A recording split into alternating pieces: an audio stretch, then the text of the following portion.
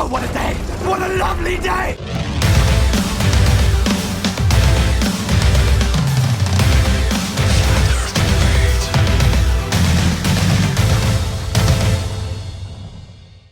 Welcome to Flat Earth Debate, Uncut and After Show. I'm your host, Nathan Oakley, and if you are new to this channel, or you've not done so already, then be sure to subscribe and hit the bell notification icon to keep up to date with the Flat Earth Debate. If you'd like to join the community debate, then go to nathanoakley.com and check out the Flat Earth Debate forum, which you should definitely join. Now, we're currently joined by Discord and by a group of people in Google Plus Hangouts on air, but I'm going to do a few shout-outs before I do anything else. Just to the people in Patreon, who deserve a little bit more love than they've currently been getting from me, so I'll do a few shout-outs to them, if I can find the page.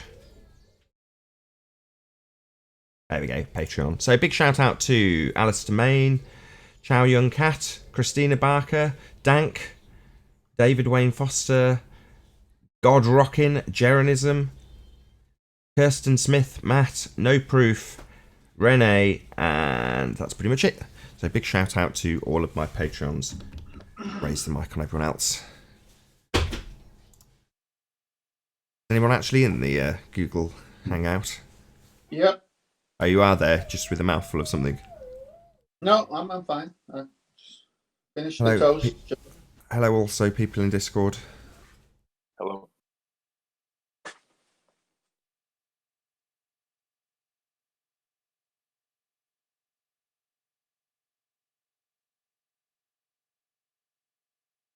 You've forgotten Discord.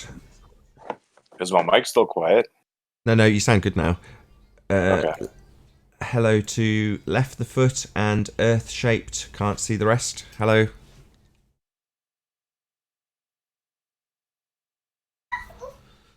Okay. Well, got no response from either of them. So for FYI, if you can hear in the Discord stream, when the live show starts, if you don't talk, you're just going to get moved to the after show stream. So yeah, you can sit in there because there's an infinite number of people that can sit in the after show section of Discord. But on the main show, we just want people that are going to have conversation, regardless of what side of the argument they're on. But yeah, so if I don't get a response, you'll get immediately moved to a different room, just so you know.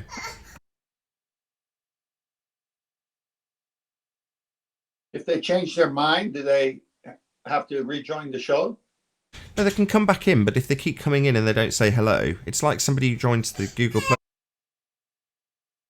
Hold on one sec.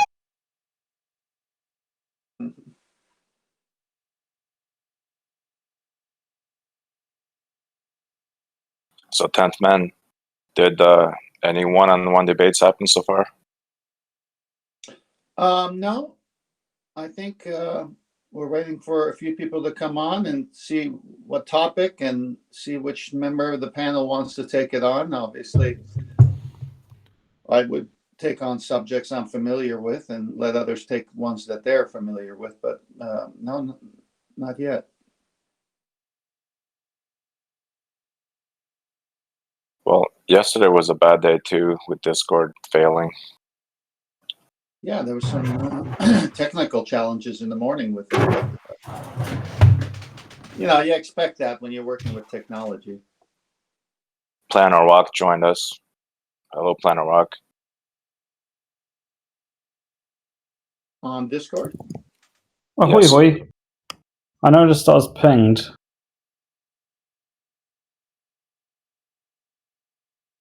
Oh, sorry, I accidentally mentioned you, PlanarWalk. I wanted to mention Nathan Oakley, so I don't know what you came up accidentally typed you. I just wanted to say, yeah, noted on the Nathan Oakley moving us to after show and so on. Yeah, no worries. Yeah, I actually wanted to talk, say something real quick to Nathan Oakley if he's here. Yeah, go ahead. Okay, I made a video, and I just want to know if you'd be able to get all the fallacies in it correct. Can I send it to you in DMs? Just tell me. Scott? Huh? Just tell me. What was that? My internet cut out for a bit. Just tell me. Do I want to sit through a 15 video? different fallacies. I can't list them all off the top of my head. Oh, well then don't worry about it. Okay. So if you just come to plug a video, is that what you came for? Can you watch my video, please, Nathan? Oh, no. But if you want to tell me what's in the video, I'm more than willing to discuss it with you, being as I'm sat here talking to you right now. It's direct, or the video was directed at you, and so no, it's just a small 4-minute video that I wanted to see if you could. PlanarWalk, did you listen to what I just said to you? Correct. Did you listen to my response? Do I want to watch a video? No. Are you just here to plug your video? It seems so. So rather than plugging the video a second time, why don't you just tell me specifically what it was you wanted me to address? Is your memory so short for a video you've made that you can't remember? Well, I listed off 15 different fallacies, or not 15 different fallacies, or 15 different fallacious arguments in quick succession. So, give me one of them. Okay, so the first one. Okay, here's one pretty easy one. That was, I cannot perceive how the Earth could be flat, so therefore it can't be flat.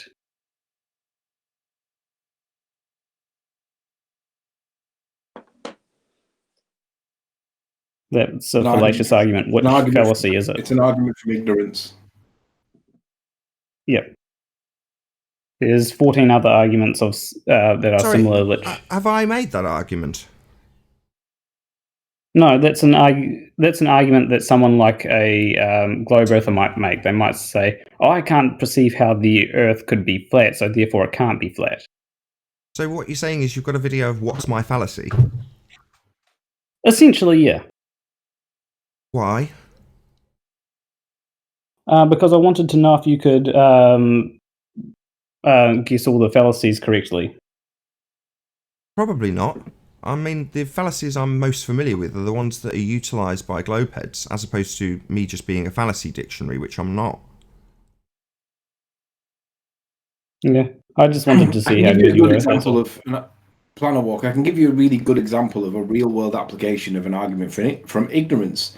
Sean G doesn't accept Einsteinian gravity by his own admission because he doesn't understand it. So he thinks gravity is a force by Newton. That's an argument from ignorance. Yeah, you share his position. Yeah, so that would probably actually be an argument from ignorance. So you're just trying to learn more about fallacies? Is that the purpose of this? Oh no, it's a whole lot of fallacies that I do understand. I just wanted to see if you could get them. That's all. Oh, it's an ad hominem attack. Testing me to see whether or not I know them. So just a personal attack on me then. Can I not necessarily identify these fallacies? That's what the video is about. Just told me the video is about whether or not I can identify them. So it's a personal attack then. Well, most of them are pretty easy. Like I know that there's a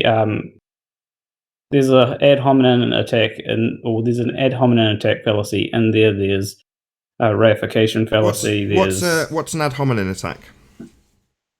Ad hominem is where you attack the person rather than their arguments. Oh, really? So rather than attacking my arguments, you've made a video about whether or not I personally understand certain logical fallacies, which you've detailed. So that would be an ad hominem fallacy then. The entire video is an ad hominem fallacy. Is that what you're saying?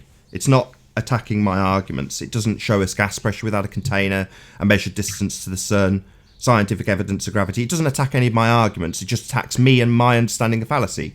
So an ad hominem in and of itself then. Wow. Amazing.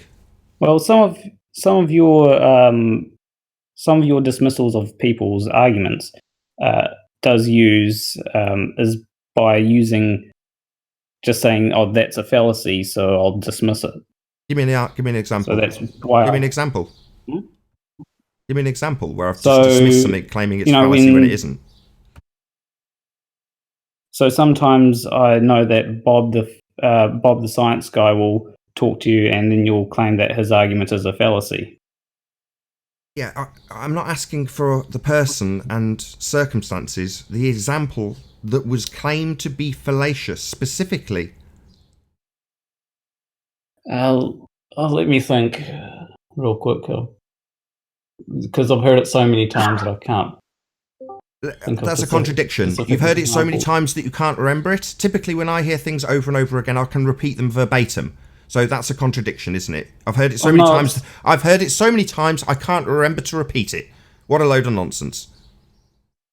I can't. Well, it's more of I can't remember a specific. Well, why are you leveling it at me? If you can't even repeat a specific example of me claiming fallacy when one was not committed, then why are you leveling this at me? You can't even give me an example. This is just an outrage. So you're saying I've dismissed one of Bob the Fallacy guy's arguments out of hand when it wasn't a fallacy. Well, what's the example? Oh, there's so many I can't remember. Oh, well, that would be just nonsense then. You've just made it up because you can't give me an example. No, there was actually one where you claimed that I was begging the question. This was, or something like this, way back when I first spoke to you. Begging the question from you. So now we've gone away from Bob the... Hold on. We've gone away from Bob the Science guy then. Yeah, I don't listen to... I sometimes hear certain things and think, oh, okay, that's not a fallacy. And yeah, like what? You hear certain things and decide they're not a fallacy. That's irrelevant, your feelings and emotions on it, if you can't give me an example and demonstrate why it isn't a fallacy. So go, show me the example, because this is just a baseless assertion fallacy. I.e., you decide that it's not a fallacy, even though you can't give an example and rip it apart as a fallacy or a non-fallacy. You've not given us a thing. You've just said, oh, when you said begging the question to me once. No, you've claimed I stated to Bob the Fallacy guy that he'd used a fallacy when, according to you, he hadn't. Now, unless you can give me a demonstration and example of that, this would be a baseless assertion fallacy. So you've not got evidence to back your claim. I've got to bring it up on YouTube because I didn't expect to get into an argument right now. What, you didn't expect to prove what you claim? You thought you could just come here and tell people that I used a claim of fallacy when it wasn't actually the case, and then you weren't expecting to actually prove that? Did you think that I'd just be really pleased? Oh yeah, PlanarWalk, your baseless claim that I said someone was using a fallacy when they weren't, that's perfectly acceptable. Don't bother proving it. Why would you be expected to prove this absolutely outrageous nonsense you're claiming about me? Yeah, that would be unheard of, you stupid dick. Yes, I do expect you to prove the baseless assertions you make about me, you stupid little boy. You don't just come here and claim I've done something and then not prove it. Who the hell do you think you are? I claim that you rob banks. There's so many examples of you robbing banks that I can't even remember to give one. Yeah? Is that acceptable, you stupid dick? I found... Excuse me? I've just claimed that you rob banks. And there are so many examples of you robbing banks that I can't even remember an example to detail it with an actual specific example. Is that reasonable, PlanarWalk? I mean, if you can't remember all the names of... If I ask you for the name of the bank that there's so many I can't remember. There's so many. I've already said. I'll just repeat it like you do. There's so many I can't remember. There's so many examples. I just remember thinking, there's PlanarWalk robbing a bank again. That's what I thought when I saw you robbing a bank. There's so many I can't detail them. I mean, obviously it'd be very difficult to get all the security footage, wouldn't it? But obviously it exists because you rob banks. Loads of them. Baseless assertion without any evidence, you stupid boy. Well, yeah, you would need, if you made that kind of claim...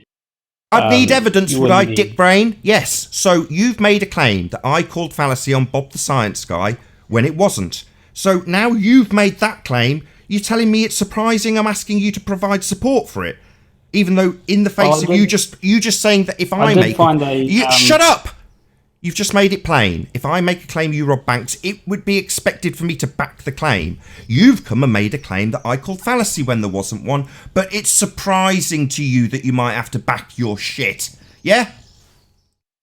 Well, I wasn't expecting to get into an argument, but I did find one. Back your evidence. You've made a claim. You've come here and said, have you seen my video where I ad hom you? And I've said, no, I'm not interested. Tell me what you've got. And you've said, well, I remember vaguely you saying, begging the question to me, after detailing that you watched me talk to Bob the fallacy guy, claimed fallacy where there wasn't one, and then you can't demonstrate it. You weren't expecting an argument, you've come and ad-hommed the crap out of me and made baseless assertions about me. Weren't expecting an argument? It sounds like you're spoiling for a fight.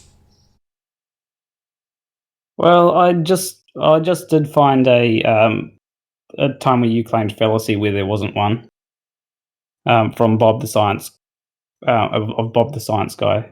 Yeah.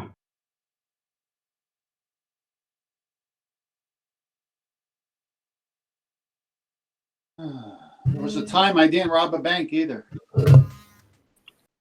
So poking the bear didn't work, PlanarWalk.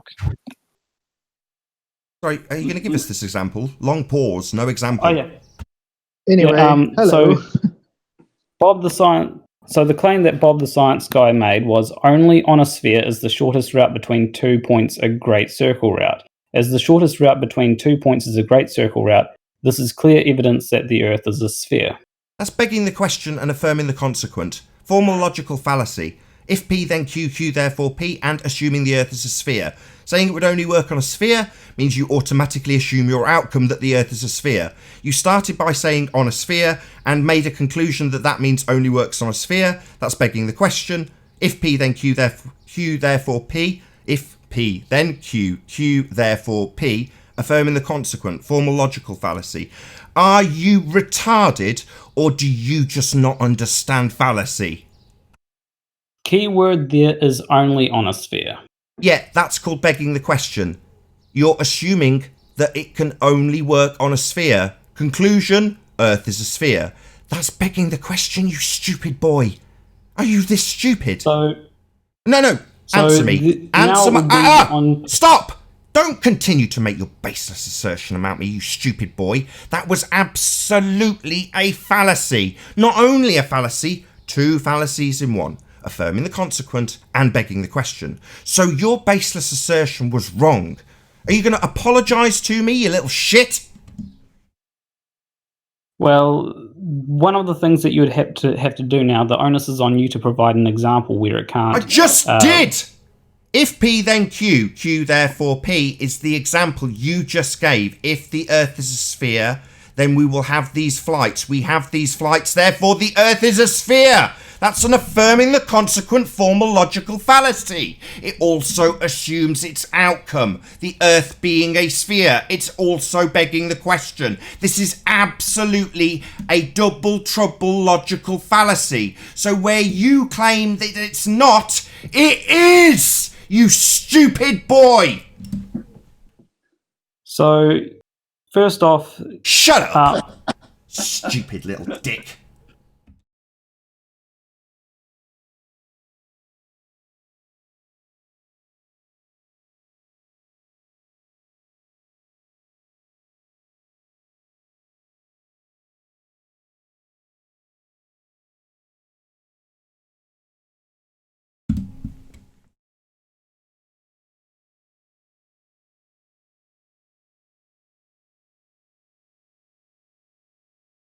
Oh, what a day! What a lovely day!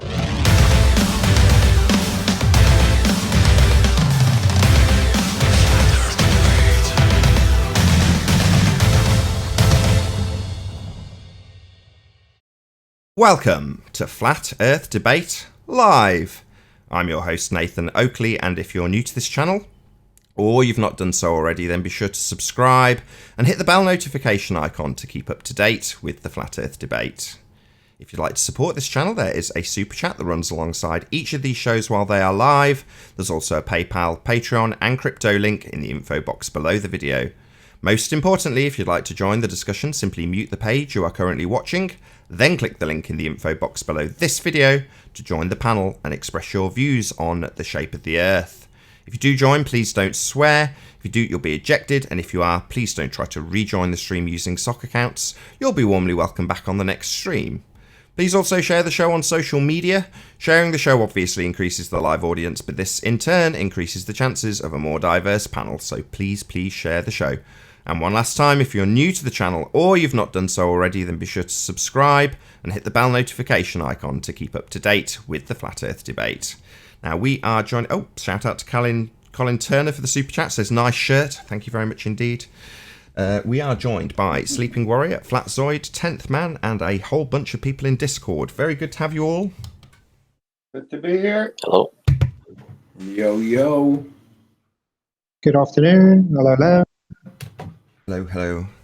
Any signs of Earth curvature? No. No, not yet. None. Definitely not. Discord, looking at you. Who have we got? PlanarWalk. Any evidence of Earth curvature? PlanarWalk?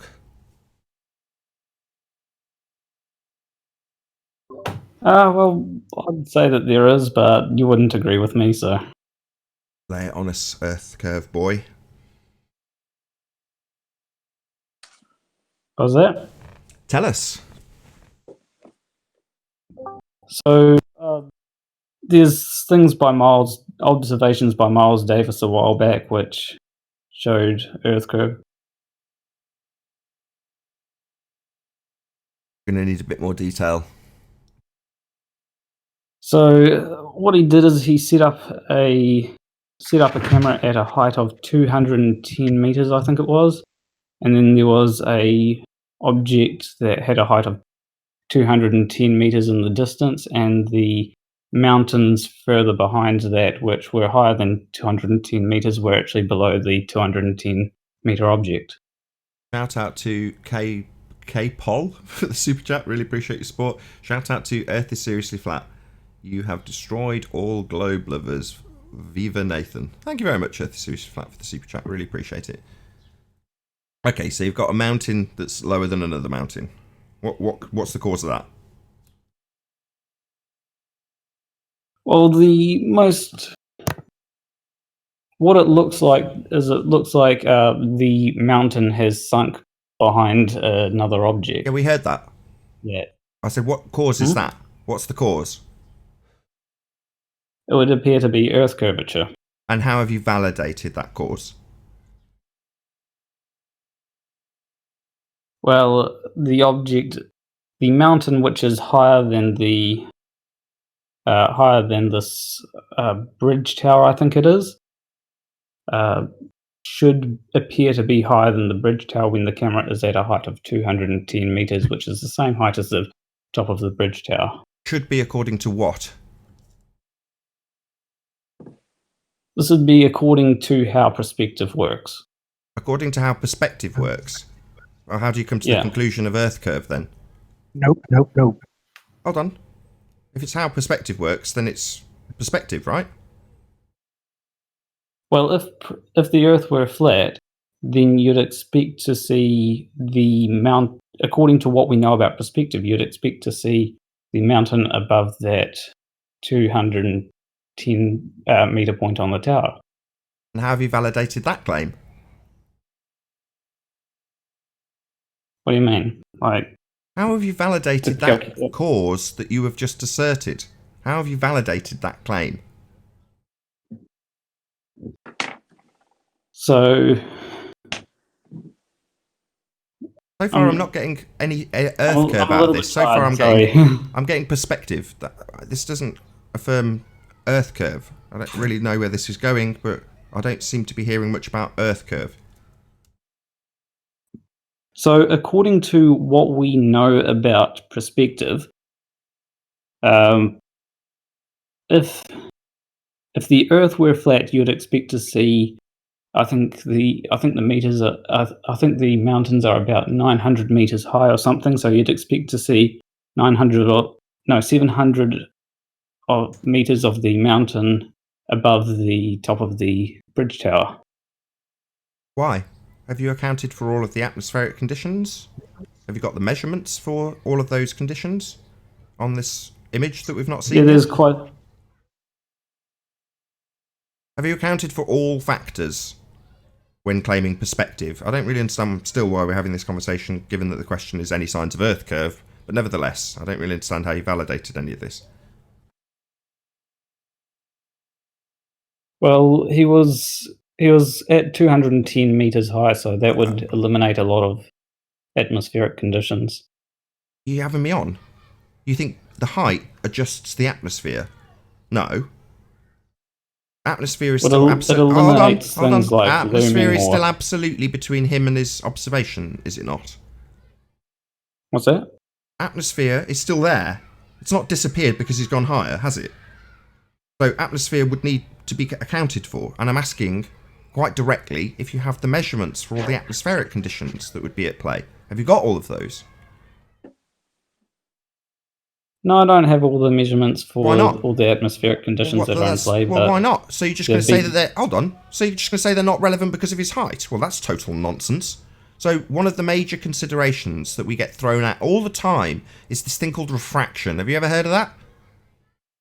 Yeah. All right. Well, given that you're just going to whistle past it, there's an effect of refraction called sinking that could cause that. And you're just going to say you're going to whistle past it and blame it on something else. I mean, you haven't blamed it on anything yet. You've just said perspective. Given that the question's any signs of Earth curve, this is pretty useless. So I was about to say about that, and because of his height, you would expect to see less sinking or looming or whatever when it comes to refraction. Okay, so what you're saying is we see more or less sinking that you haven't verified. This has nothing to do with Earth curve. You're just backing everything that Ranty does. To see less of it because of his height. I'm still talking. You're just backing everything that Ranty does. So yeah, we can change what we see depending on our position. Well, what's the claimed cause of that? So far, perspective and atmospheric conditions. The question on the table, PlanarWalk, is any signs of Earth curve? Yeah, this would be an effect of Earth curve.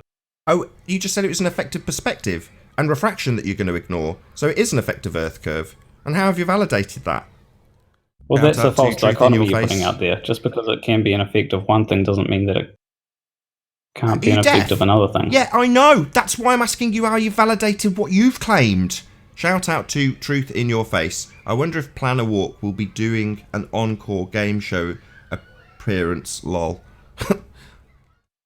Yeah, there are various things that can cause stuff. That's correct, PlanarWalk. I specifically have asked how you validated your claims. So far, we've got 3. Perspective, refraction, and Earth curve. You haven't validated any of them as far as I can tell. You're just throwing this crap into the air. So refraction's been minimized by his height. No, it hasn't. He's still got refraction, he's still got atmospheric conditions to take into consideration. Those things aren't just going to be whistled past with a claim of height. Yeah? You take refraction indexes by getting the temperature differentials of all of the different layers that are claimed in your model. Yeah? That's how you get that. So I'd need to see temperature differentials every foot between you and the observer so I know precisely what the weather's going to do to this observation. That's absolutely something that can cause things. Sinking, looming, various other effects. So we're going to not whistle past them and claim height suddenly disavows all atmospheric conditions. No, it doesn't. If I'm in thick fog and I go up higher, I can still be in thick fog. Yeah. And I do get where you're coming from. Right, so let's not worry about that. What have you validated? Answer 0. You've just got a picture and your fundy assertions of perspective and refraction and Earth curve, none of which you validated. Literally none. So do you think that... Why are you asking me something? Any signs of Earth curve? This is what we've got. A claim, a baseless assertion fallacy with nothing to support it. Wowee. Can we move on, or have you actually got any signs of Earth curve to give us? So far, not so good, PlanarWalk. There was another one quite a while back from a higher altitude balloon from... I can't remember the name that actually... I can't remember the name of the person that actually put it up, but it was mirrored on Journalism's channel. What was? Oh, this is like pulling teeth. What was that? It's like pulling teeth. What was? What's your claim? Claim, then support. So make your claim. I claim I have a picture of Earth curving. What's your support of it? Well, just this picture here. Well, that was the same as the claim would be my reply. You know, that's how it should progress. There was a video that was put on, uploaded to YouTube, and Geonism mirrored it, and it shows Earth curve in a high altitude balloon. And how did you validate that? Oh, AB Science did a nice job of going through and showing all the amount that it's curved. Amount what's curved? The amount that the horizon is curved. What's the horizon? What's the horizon?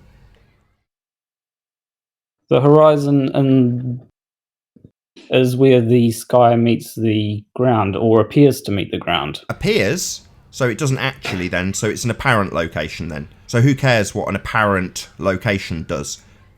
The horizon, an apparent position curving, you're saying that's proof of Earth curve? No. It's an apparent location. But Nathan, you said you're going to let other flatties talk to the ball earthers and tackle these situations. Just doing housekeeping. Can I handle just doing housekeeping. Oh, housekeeping, sorry. Yeah. Any signs of Earth curve? Can I just ask him about this? Any signs of Earth curve? That's what I've asked. And so far... I just want to ask him about... I just want to go do the housekeeping. And then free for all, if you want to... Okay, right. As soon as we're done with housekeeping, PlanarWalk, Spurs wants to have it out with you. Is that good by you?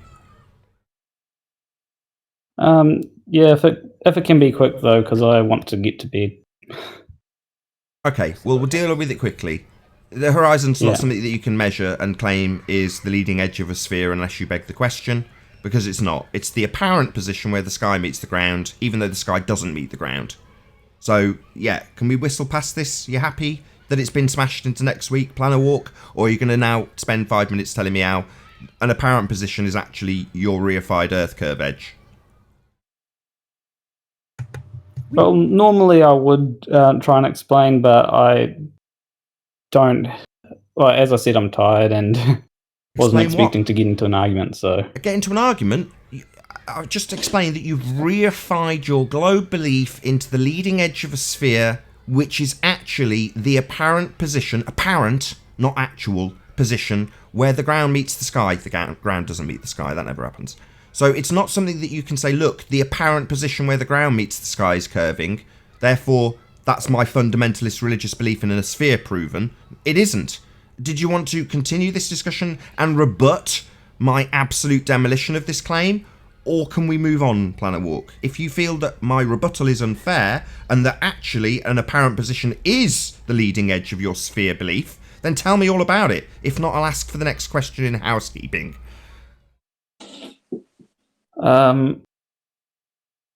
Yeah, if I was more awake, I'd probably be able to address that. But yeah, we'll move on.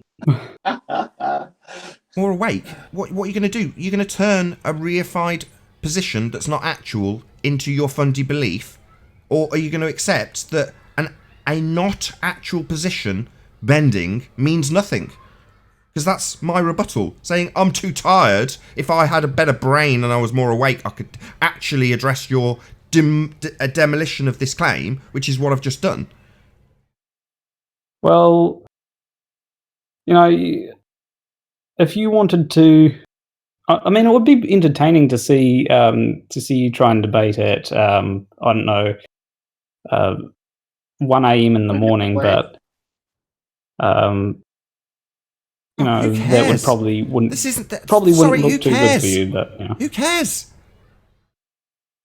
Either you can address my rebuttal or you can't. I don't care how tired you are. I've got 2 kids. Do you think I ever get any sleep? Don't answer that. Well, don't answer. Any signs of axial rotation? No. Discord? Any evidence that Earth's spinning? Any signs of axial rotation? Of the Earth base, right? So that would be things that show that the Earth is rotating, right?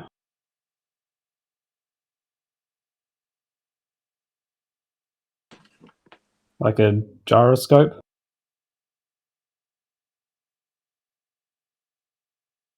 Claim support. What was that? For PlanarWalk, are you asking us what axial rotation means right now?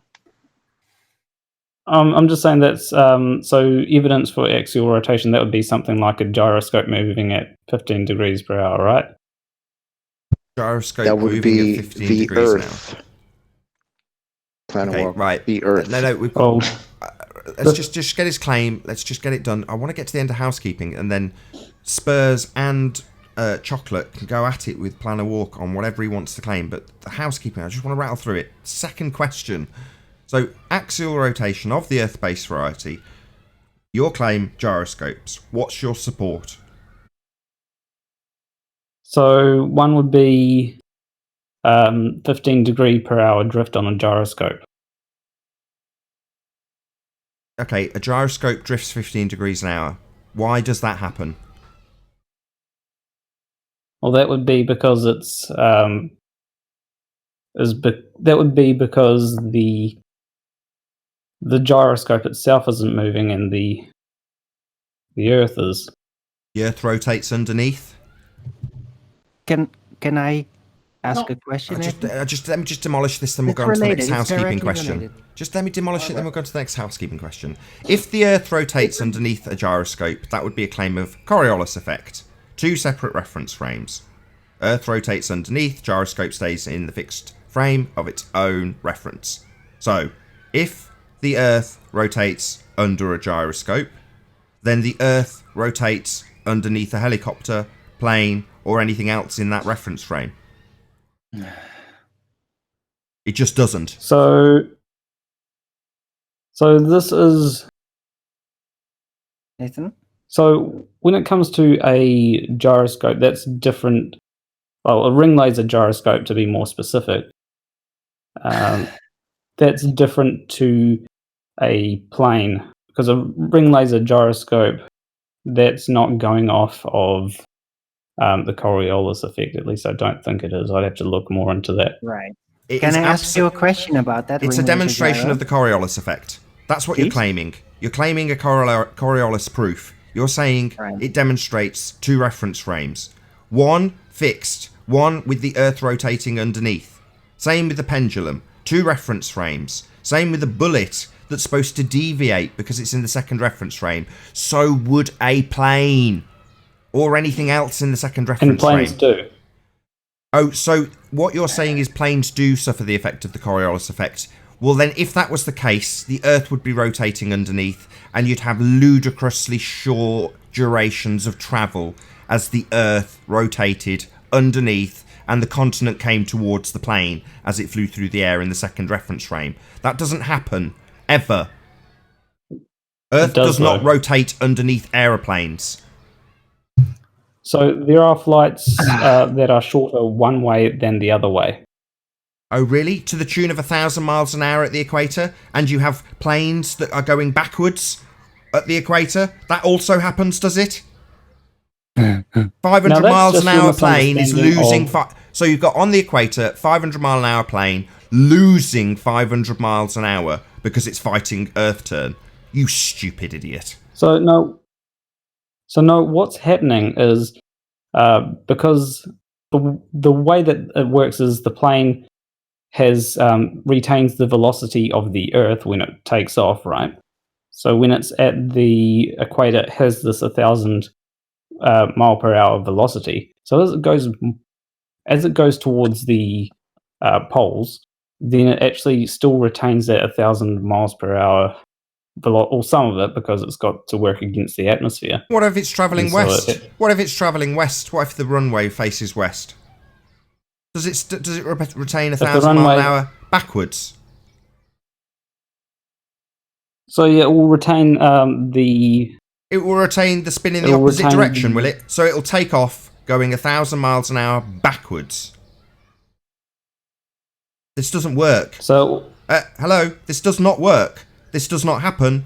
Planes do not retain 1,000 miles an hour velocity of the spin of Earth when travelling west. That's nonsense. Well, it does retain the velocity, because otherwise it would just, as soon as it would take off, it would go. So if it retains the velocity, How are you seeing any apparent deviation then? So when a plane goes from the equator north, it will actually deviate off its path. Yeah, because you're claiming the Earth rotates underneath. Well, it doesn't only occur if you're travelling north. I've just asked what happens when they travel west. It takes off going west. Directly west, Listen. According to you, a plane takes off going west and suddenly is fighting 1,000 miles an hour turn in the opposite direction. It's not retaining the speed because it's going in the opposite direction. This is nonsense. It doesn't have to fight it though, because it's... Oh, it doesn't? Well, yeah, it would absolutely have to if it was real. It just doesn't because it isn't. It's not turning. There are no demonstrations of Coriolis effect beyond fundamentalist religious assertions of gyroscopes and pendulums and bullets, because anything that actually has any significant hang time, like an aeroplane, drone or helicopter, experiences absolutely no effect whatsoever. Continents do not come towards planes as they fly through the air because the Earth rotates underneath. That does not happen. Well, there are flights that are shorter because of the Coriolis effect. One way than the other way. No. The Coriolis effect is an apparent deviation because of a second reference frame. Not because of tailwinds, which is the only thing that could cause a flight to be significantly different. If you've got 1,000 miles an hour spin of the Earth underneath a plane, you'd have planes taking off the equator and immediately losing 500 miles an hour and watching the Earth turn underneath them at the tune of 500 miles an hour at full speed. It's absolutely preposterous.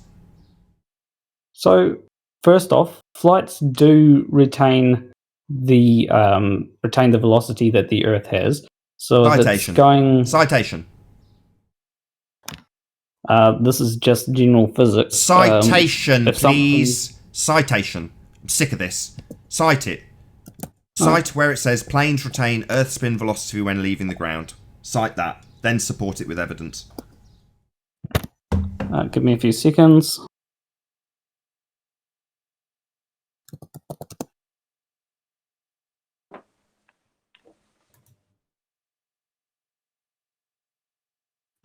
So here's a good physics thing which is for beginners, so you should be able to easily understand it. Why can't a plane fly slowly and let the Earth pass underneath?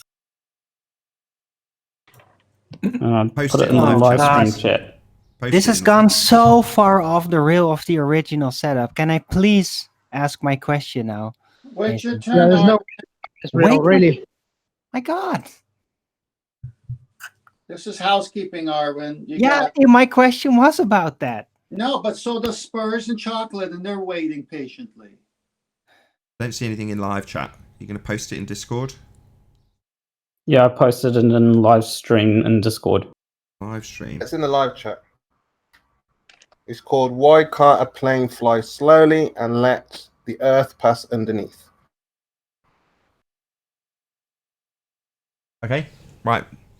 Give me a citation out of it. This is an entire reference. What specific part do you want me to look at? So it says here, the reason an airplane can't just idle and let the ground pass underneath is the same reason why a ball dropped from a tower lands at the base of the tower and not next to it. A plane sitting on the ground is moving with the surface of the Earth, and while it appears to us at rest, it is actually moving 1,000 miles an hour. The exact value depends on your latitude. When it takes off, it still has speed from sitting on the ground. In order to fly east, the plane increases its speed relative to the surface of the Earth and begins to overtake it. Flying west, it decreases its speed relative to the surface of the Earth, and the Earth slips by. But that would imply that the continents are travelling towards the plains. And you'd have massively reduced travel time to the tune of 1,000 miles an hour at the equator. Give me one example where this is demonstrated in a flight. Well, there's also... Did you hear what I just asked for? It's saying the Earth rotates underneath these... Which is a little Excuse me. It's saying the Earth rotates underneath the flights. That's a claim of Coriolis. Correct. That's what should happen. Now show me an example of that. So here's a citation from the same same site that says, why do airplanes take longer to fly west than east? It's intermediate, so it may be a little harder to understand, but I'm certain you'll get it. Give me a citation. Don't just tell me to read your entire reference. I want the citation specifically, then I want the backing for it, the evidence that shows that what they claim is true. They're claiming the Earth rotates underneath the plane, so I want you to give me an example of that. This is not a pseudoscience sumo wrestling contest. Don't just claim it. Actually supply.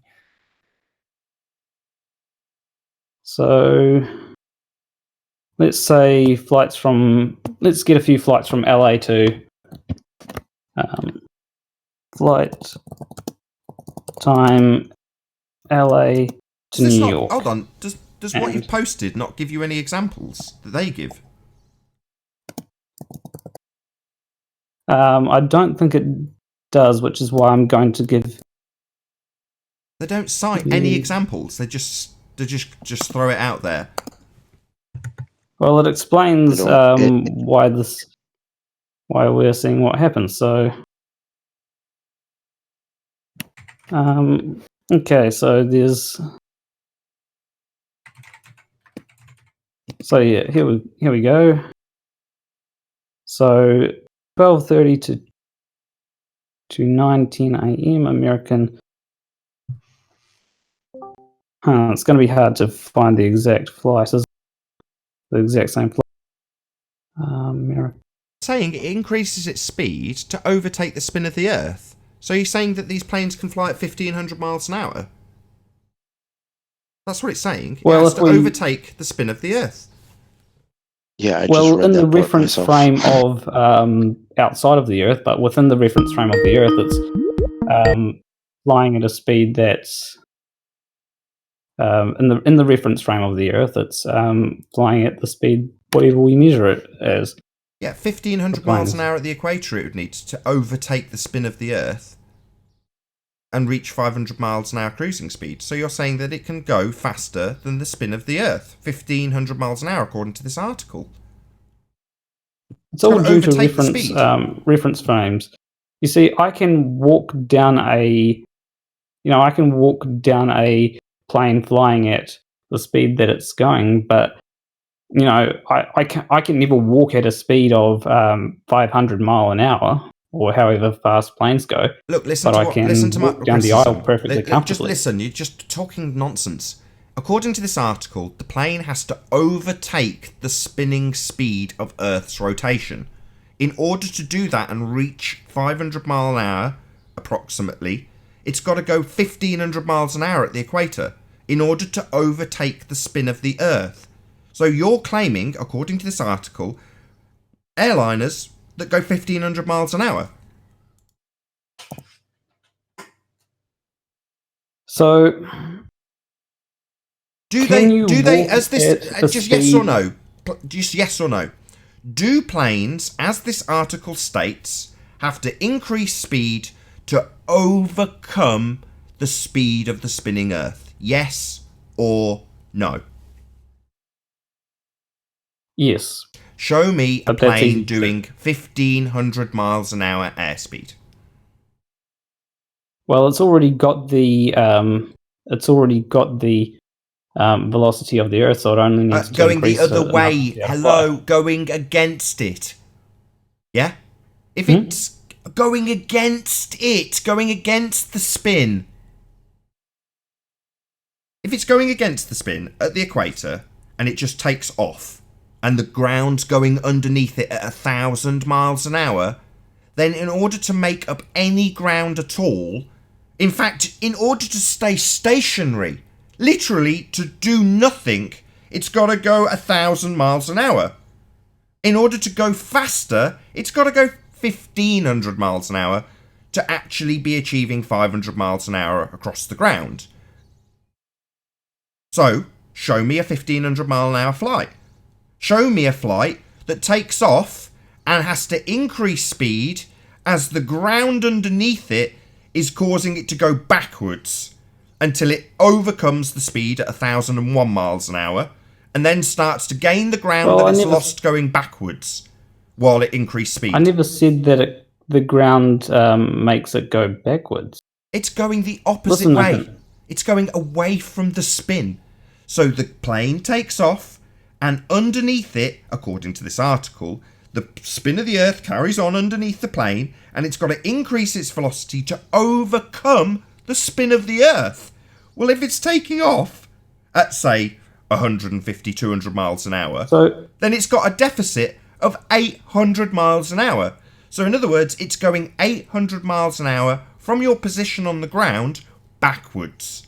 So then it increases speed to 1,000 miles an hour, and then it's stationary in relation to the spinning Earth underneath.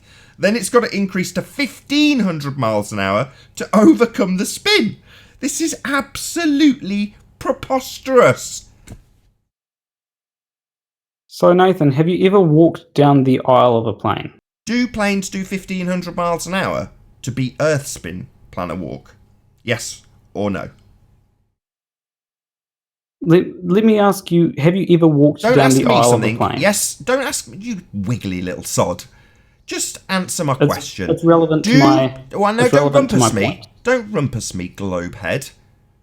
Do planes first take off at 200 miles an hour and then have an 800 miles an hour deficit at the equator, and then speed up to 1,000 miles an hour to go nowhere, stationary, and then speed up to 1,500 miles an hour to actually gain some ground that they'd lost after taking off?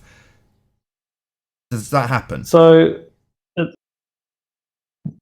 it doesn't happen in the way that you said. It retains the 1,000 mile an hour that it has from moving with the Earth. Yeah, but if it's going against the spin, then it's not retaining it. It's the opposite direction. So in other words, it takes off at 200 and it's not retaining 1,000 miles an hour. It's going the other way. So it's losing 800 miles an hour. Hello? No, No, Nathan, I think what happened. Asking me if I think all planes take off with the rotation, so they all get that 1,000 right. Planar, they all take off with the ball, and then once they're in the air, they can turn around and then not be as affected. Right? What are you talking about? Well, no. Well, then you got runways if you facing go with the ball at 1,000 miles an hour. What the hell are you talking take off. about? Sorry, Spurs, have you got any citations for this? Or are you just making this up? Show me an example. According to Spurs, while he rumpuses the hell out of me, every single plane takes off in the same direction as Earth spin and then turns around. And then once they've got up to their 500 mile an hour speed, they start fighting 1,000 miles an hour on the equator, do they, Spurs? That's what I'm saying, Planner.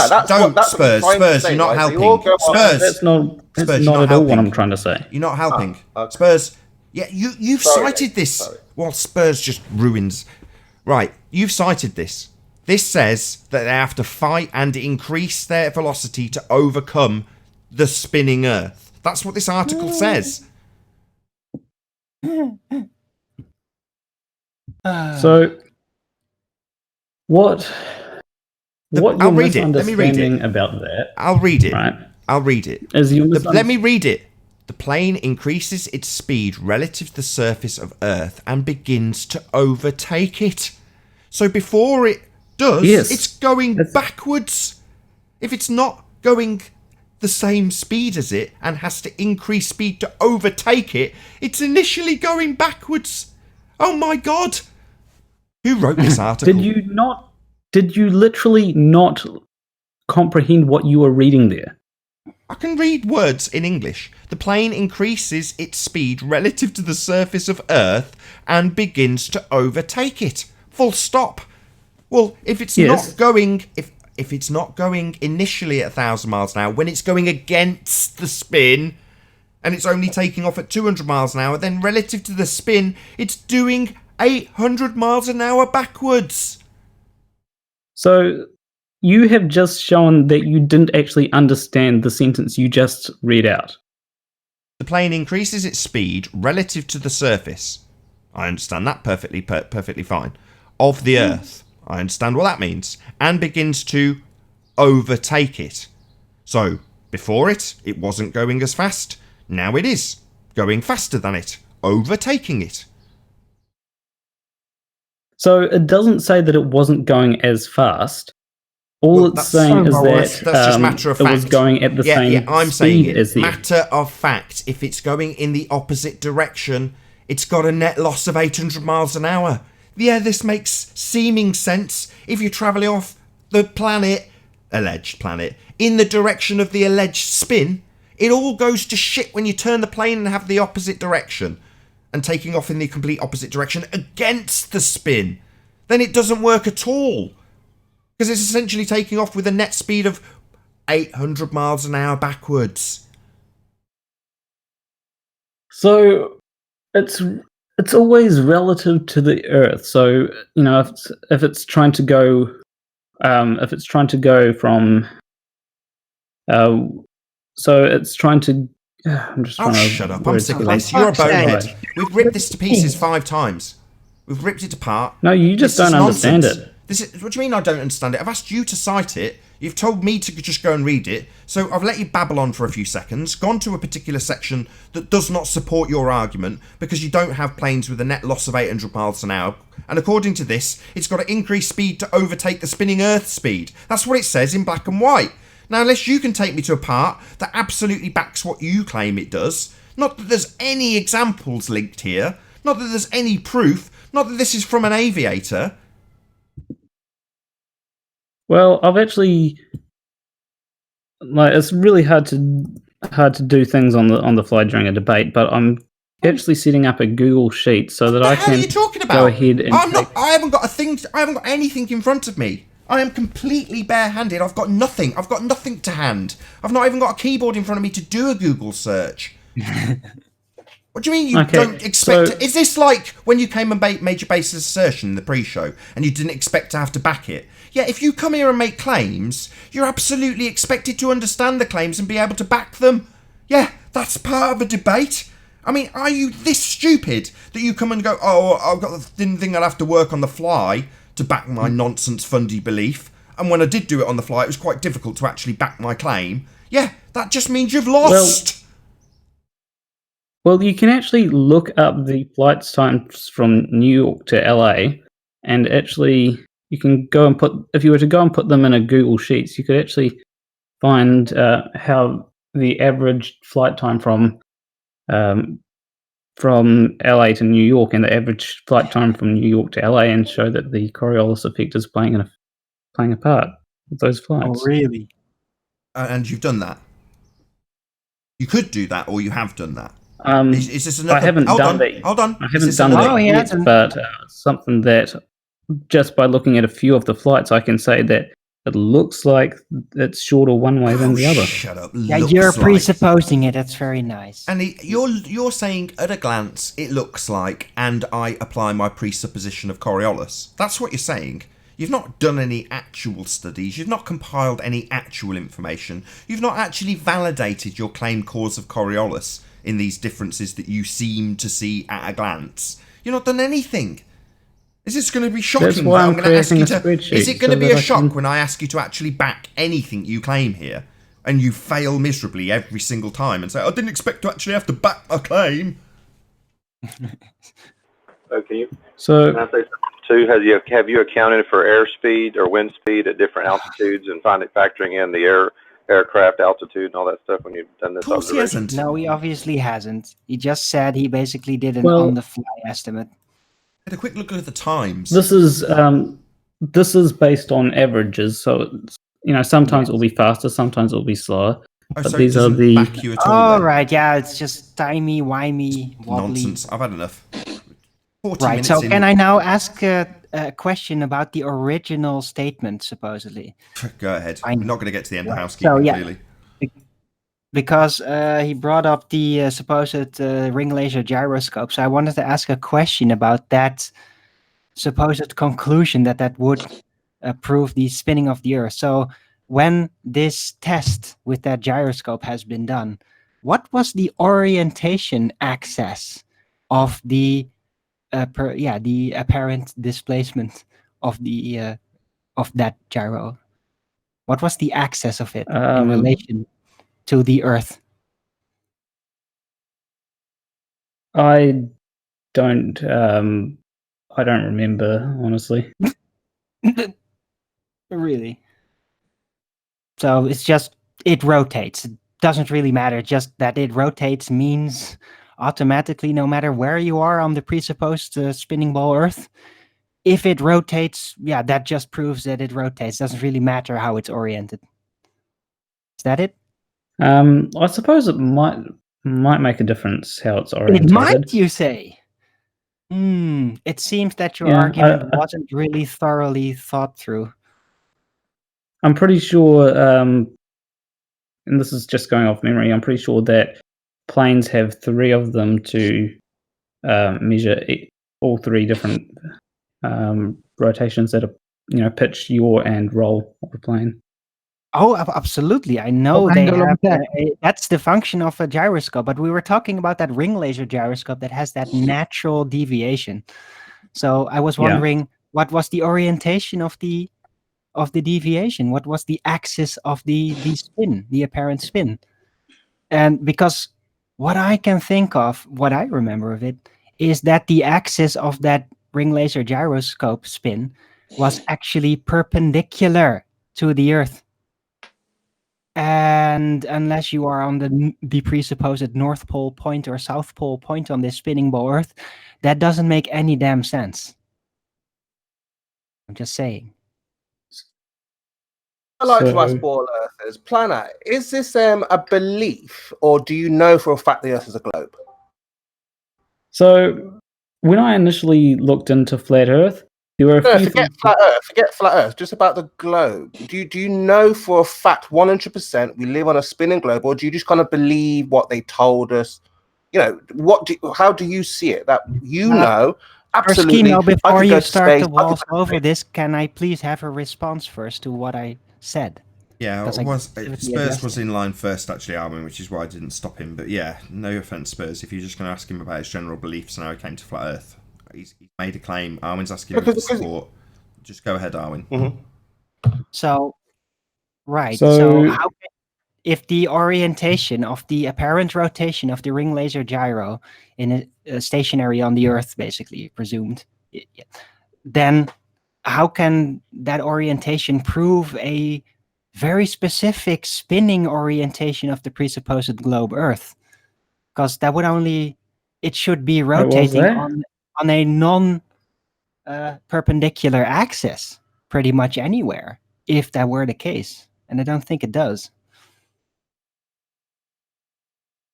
What was the question again? You cut out for a bit for me. I've got shit internet now for some reason. Right. So the ring laser gyroscope, that automatic spin that it does, if you're gonna assume or presuppose that is due to the spinning of the Earth, then it requires certain aspects, namely that the orientation of its apparent spin needs to be perpendicular to the actual spin of the Earth and not perpendicular to the surface of where it is at the time when it's doing that. He did answer. He said he doesn't remember the axis, Arwin. He did answer. Oh, I do remember because I asked Bob. No, he says that he doesn't know the axis, where the gyro was. Right. So I am telling him. So I am telling him because I do know. Okay, go on then, Arwin. Make your point. Did Bob Nodal provide an axis that it was? He's just Arwin's saying he's asked Bob. Now he's going to explain what it was, presumably. Oh, it was rotating perpendicular to the Earth in relation to where it was, and not in relation to the presupposed axis of the world, where it would only spin perfectly perpendicular on the North and South Pole. But I'm pretty sure it was done in America, which is not close to the North or South Pole. Okay, Arwin. Have you got a rebuttal to that PlanarWalk?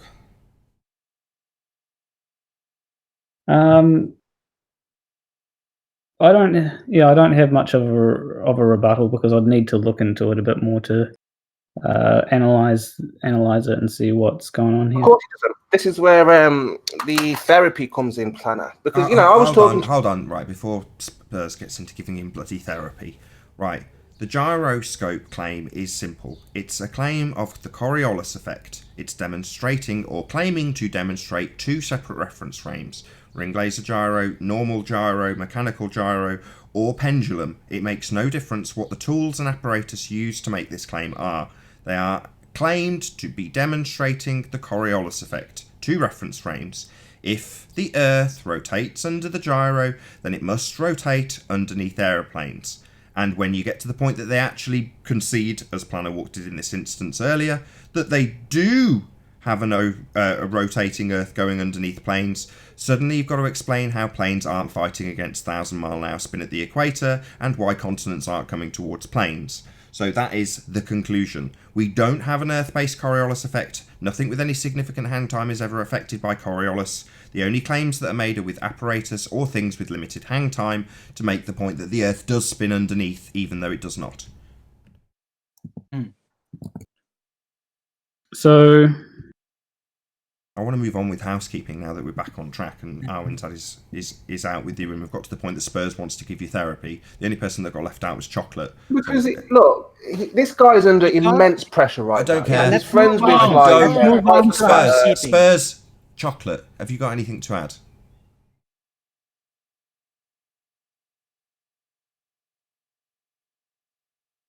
Moving on.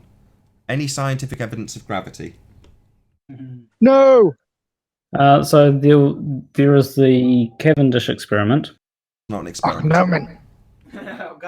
Hang on. I've got a claim for gravity. Hold on. We've already had one though, Anthony. Do you want to make your assertion? PlanarWalk. Cavendish experiment. I've said not an experiment. Go ahead. So the Cavendish experiment is good evidence that mass will move towards mass. Is it scientific evidence? Yes. So what's the observed phenomena? The observed phenomena is objects will inexplicably move downwards, and we want to know why is that happening. So helium balloons move down. We noticed that. Really? Cavendish? Hold on. Just Anthony and PlanarWalk. So helium balloons move down, do they? Yes, they do move down. Have you got any evidence of that? The objects move down? No, that helium balloons move down. Oh, helium balloons. Well, in a vacuum chamber, they move down. Okay, but that's not really an observed phenomenon, is it? We don't see vacuum chambers with balloons in them. We have to make them. True. So have you got any evidence for a helium balloon that goes down? So when it comes to helium balloons, the reason why they go up is because there's buoyancy acting, which the buoyant force is greater. The answer to my question was no. Do you not have any evidence for a helium balloon going down? Anthony, make the end of your statement again, PlanarWalk.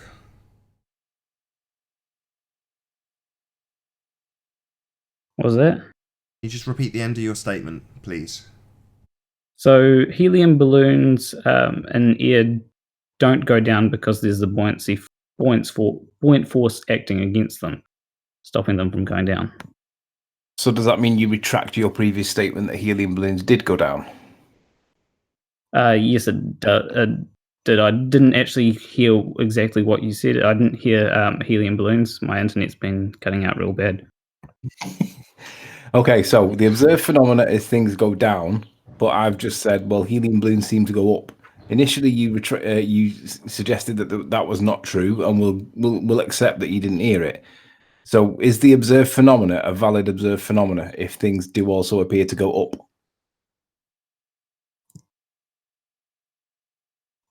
So that would be buoyancy. So you've got two observed phenomena. Got two factors.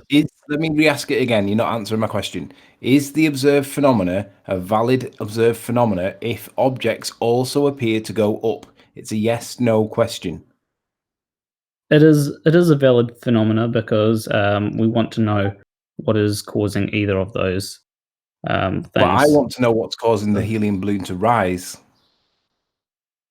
Yeah, and sometimes a good way to figure out what is causing the helium balloon to rise is to figure out why is everything else going down. Bear with me, sorry to interrupt you both. Shout out to Colin Turner, who says PlanarWalk has lowered my IQ by at least half. Thank you very much indeed for your super chat. Vlad on Flat Earth, lots of patience to deal with fools. Thanks, Nathan. Really appreciate your support, Vlad on Flat Earth. Thank you very much indeed for your super chat. Damn, and So here I was recently, thinking I was a high IQ skeptic. Planner. So recently, I had an observed phenomena, and I didn't have a helium balloon with an atmosphere I could manipulate, but I did have an egg that I could get to sit in a state of suspension, and I could make that egg rise, and I could cause it.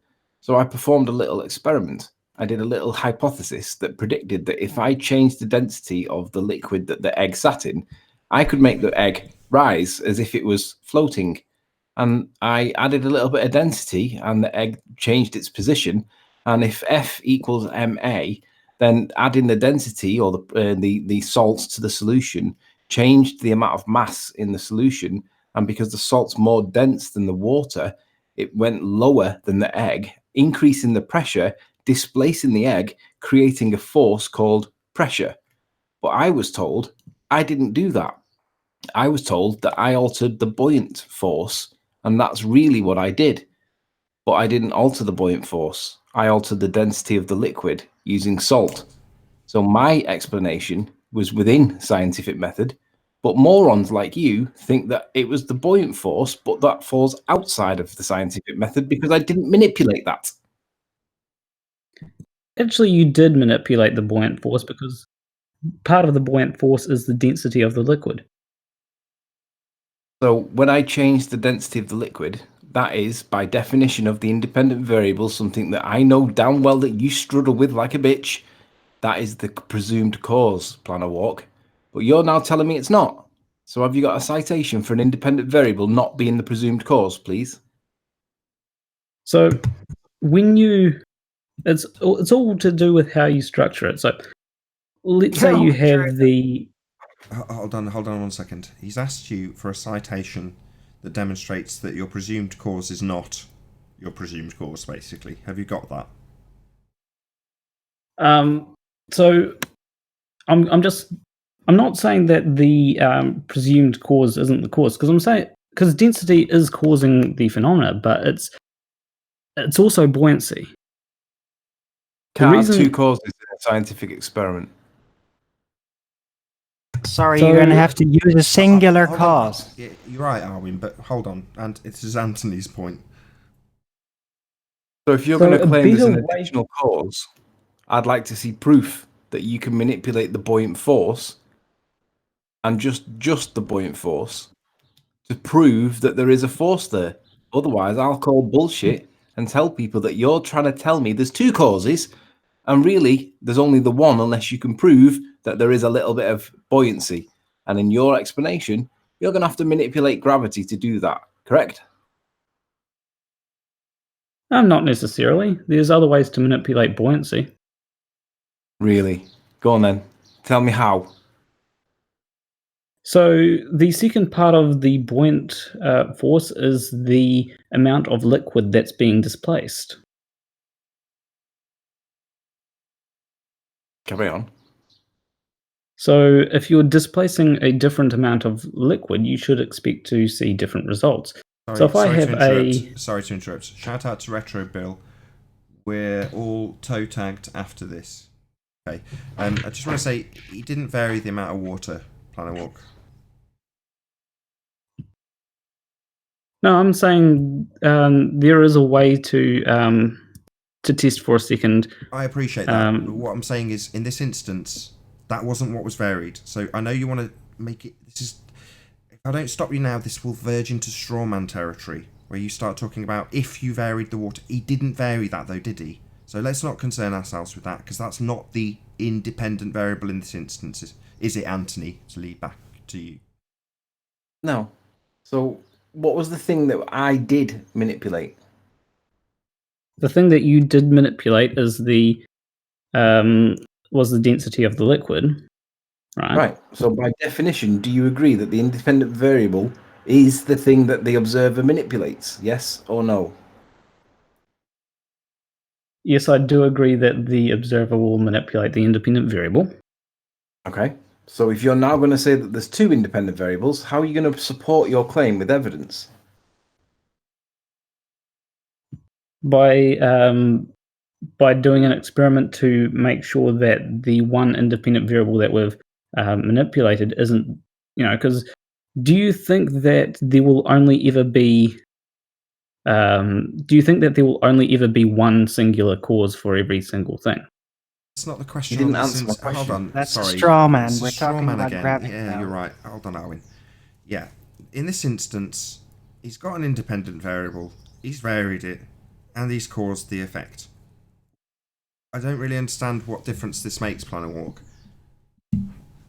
Well, he swerved my question, Nathan. The question I asked him was... strawmanned you. That's what I've just pointed out, and Arwin's jumped in to say the same. Yeah, that's just a straw man. So let me re-ask my question. So if you're going to claim there's a second cause, how would you propose that you would test it? So you'd have other hypotheses. So you'd say, okay, I think that the volume of liquid being displaced is another cause of why of the. Okay. So how are you going to change the volume of liquid to test your cause? So what you'd do is you'd have two objects, right?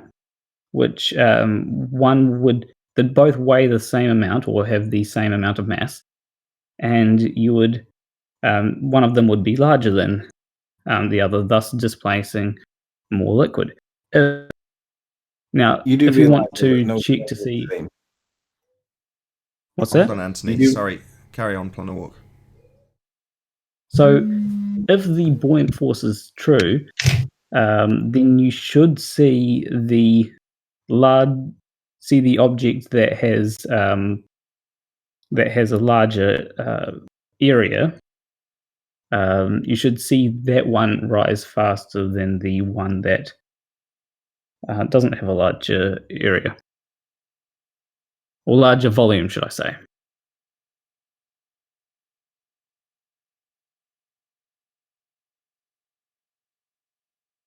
Anthony? That seemed like word Oh, salad. Anthony, not Arwin. Can't hear you.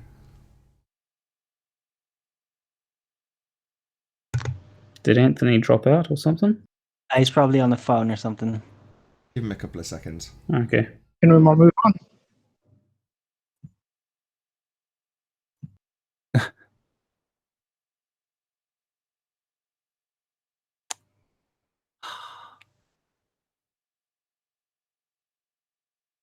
Hear anything? What's going on? Waiting on Anthony. So when you're around, your guys, Hold you're on, very Spurs. different. This isn't you're your very opportunity. confident, like, oh, these flat earthers are just morons and they don't get things. Spurs! This isn't just an opportunity to derail the whole conversation just because Anthony stepped away for a second for some unknown reason. Just give him a few more seconds. Hopefully we've got a few more minutes.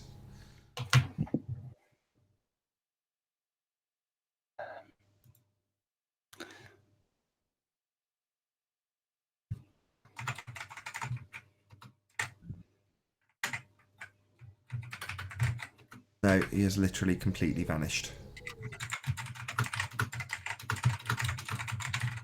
Is that you typing, Anthony? No, that's me. I'm Skyping him. Like, hello, we're waiting on you. I'm going to round out the live show over shortly and ask everybody who's watching on Nathan Oakley to stay tuned. But like I say, I'd rather give it a couple more minutes to see if we can round this out on the live show.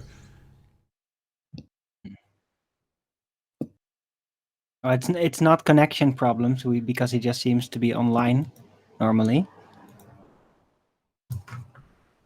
So it's probably on a phone call. I think you're right, Arwin. Unfortunately, that is going to be the last opportunity for Anthony. But as I say, if you're watching on the Nathan Oakley premiering stream, then stay tuned, as there will be an after show to follow. If If you're watching this on Nathan Oakley 1980, unfortunately this is where we bid you farewell. A huge, massive, enormous thank you to all of you tuned in, smashed the super chat, liked, commented, shared, subscribed and all that good stuff. Also, of course, a massive thank you to all of today's Discord and Google Plus Hangouts on Air panels for making this debate possible. Be sure to check out nathanoakley.com and the Flat Earth Debate Forum, which you should definitely join. Stay tuned if you're watching on Nathan Oakley Premiering Stream. I've been Nathan Oakley, and I'll see you all in the next video. Oh, what a day! What a lovely day!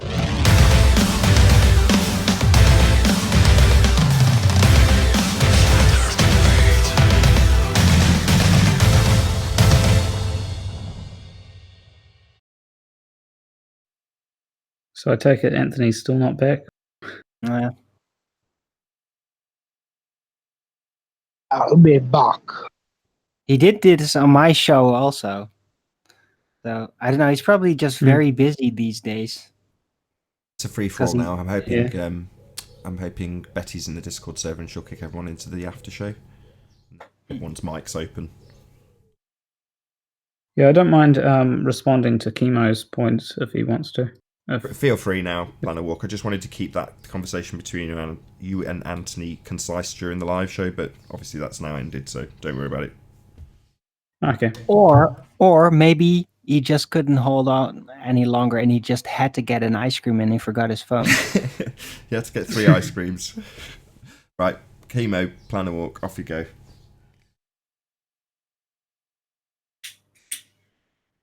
So, is Chemo muted or something? So Chemo seems to be muted. I don't know if he's muted himself or if it's someone else that's muted him.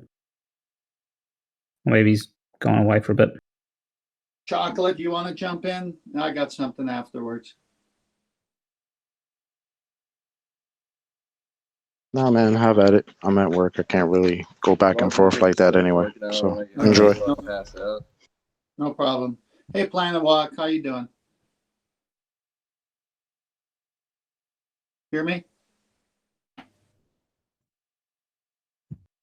What? PlanarWalk, hello. Yeah. Oh, okay. Hey, back to your previous discussion about the airplane. I was waiting patiently.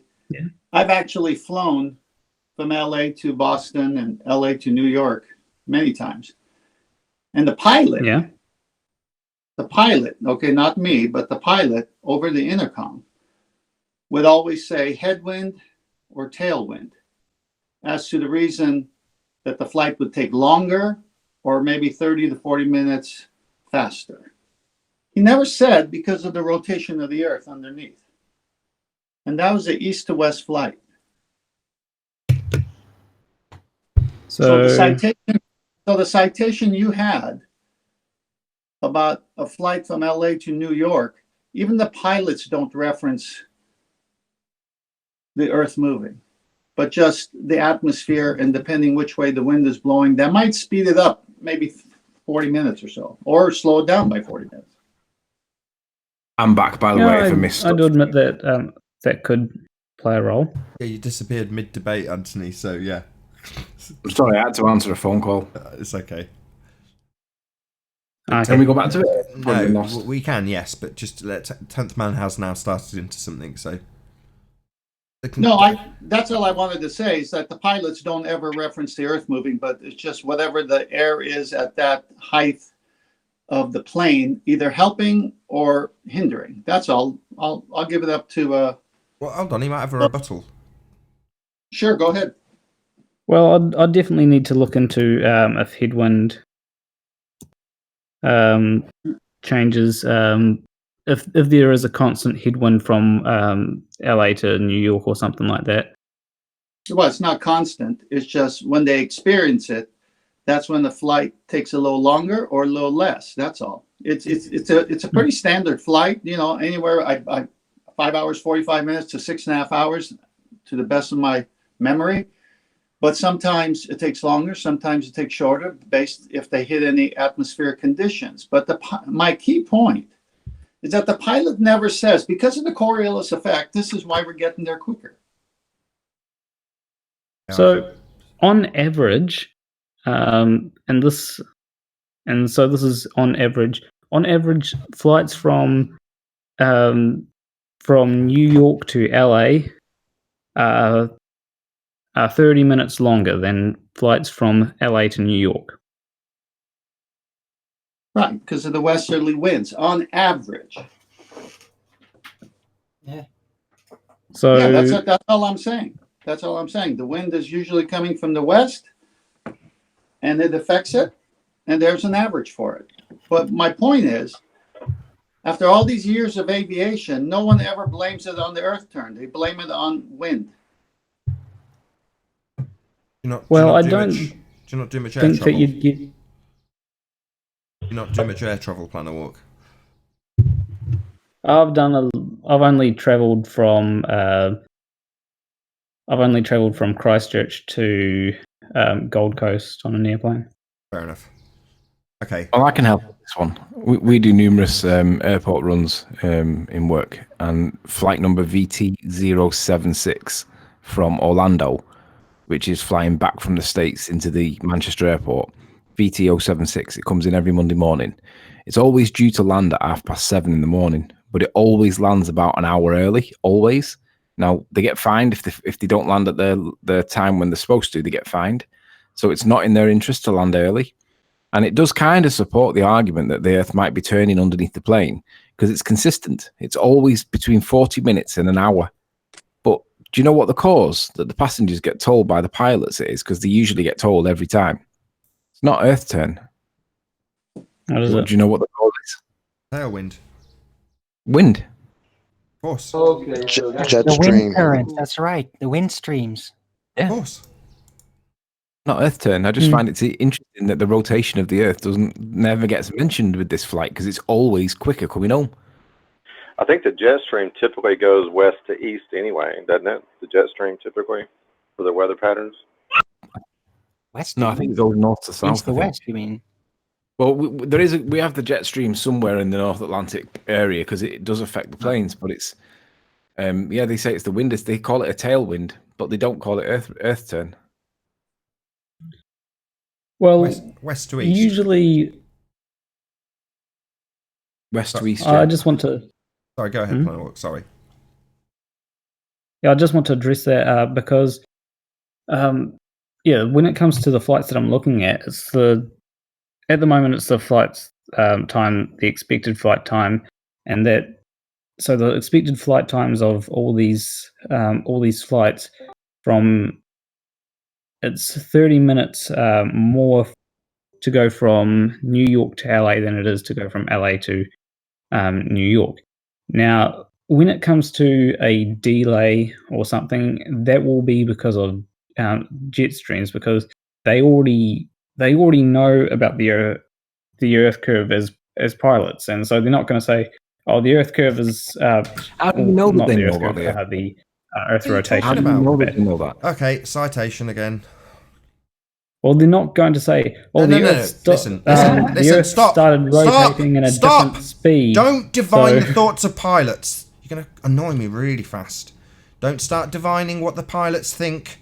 Give us a citation, then provide support for that citation. Well, it's just a logical thing. Don't tell me what's logical. Start rotating Excuse faster? me, stop. I'm sick of baseless assertions made up on the spot by globeheads. It's getting really irritating. Don't just tell me what pilots think. Oh, they don't say it because it's obvious that they automatically assume your fundamentalist religious assertion that Earth is spinning, even though that would cause all sorts of problems. No, I'm not going to accept that, having done absolutely bucket loads of international flights and never once heard them make ever claim that Earth turn has anything to do with the flight. But I hear them all the time talking about the weather conditions. They even put it on the map in front of you on your bloody headrest. So it's critical to the flight time. And go on about it all the time. Yeah? So your claim that they just automatically know that Earth turn's got to be accounted for is utter nonsense unless you can cite a source and prove it. All you've done so far in terms of that is provide a source that flies in the face of reality. So when it comes to these flights, they've got an expected time. So the expected time would take into consideration the Earth rotation. We've already heard this 3 times, this baseless assertion. Right, the last thing I asked you to do was go and provide a citation. Have you got one? And I've already given citations for why Lite's going one way is. You haven't given different. a single. You haven't done that at all. Arwen, Just you haven't given a story. single citation yet. You've given an entire reference that. Shut up. You've given an entire reference which I had to read through. You didn't cite a single thing from it. Not one thing. Now you're saying you've already given the citations. No. You gave a reference which I read through and crapped all over. Now you're giving a reference, or preferably citation, for your next bullshit claim. That all pilots automatically take spin of the Earth into account. Cite it, or shut up.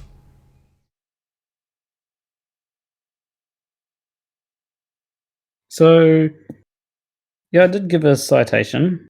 It's this one here that I'll repost. Is it the same one? Yeah, it says... Stop! Is it the same citation that you already posted? Because that citation didn't have any details of pilots claiming that Earth turns underneath. It didn't have anything from a pilot at all. So this is not the citation that backs your claim that pilots automatically take Earth spin into consideration. I've already read this entire reference. It does not say that. It doesn't have citations from pilots. It's not going to suit your ends. So what it says is that it has... It says that there's you said wind. Pilots. I don't care what this site... I've just... This is... Can anyone else appreciate why this is bloody irritating? Have I just not explained why this isn't going to meet your ends? Did you not just listen? Or did you just ignore every single word I said? No, I didn't ignore what you were saying. Can we move on to the... What did I say? What was the reason why your citation wasn't satisfactory? Given that you've claimed pilots think...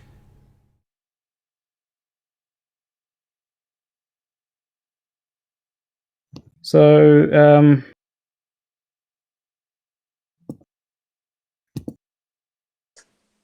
I'll try and find a Can I just say, PlanarWalk, you are the most boring person to listen to ever. Look, right. PlanarWalk, I've just asked you a direct question. Did you listen to what I said and why the citation you've just insisted and repeated 3 times isn't satisfactory? Not, can you go and get another one? Not the reply, oh, well, I'll go and find. That isn't what I'm asking.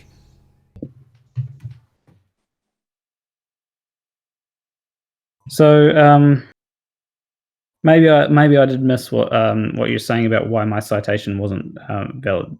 So I'll try. What you didn't listen? Because you didn't listen then. It's because it's not from a pilot, right, or something like that. Because it's not a That's what quote. you said, right? It's just a story. It's not from a pilot, right?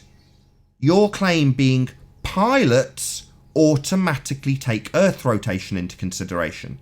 I said, give me a citation, and you gave us the citation that, according to it, the planes have to accelerate to overcome Earth rotation speeds. Yeah, that load of old bollocks. That's what you're claiming.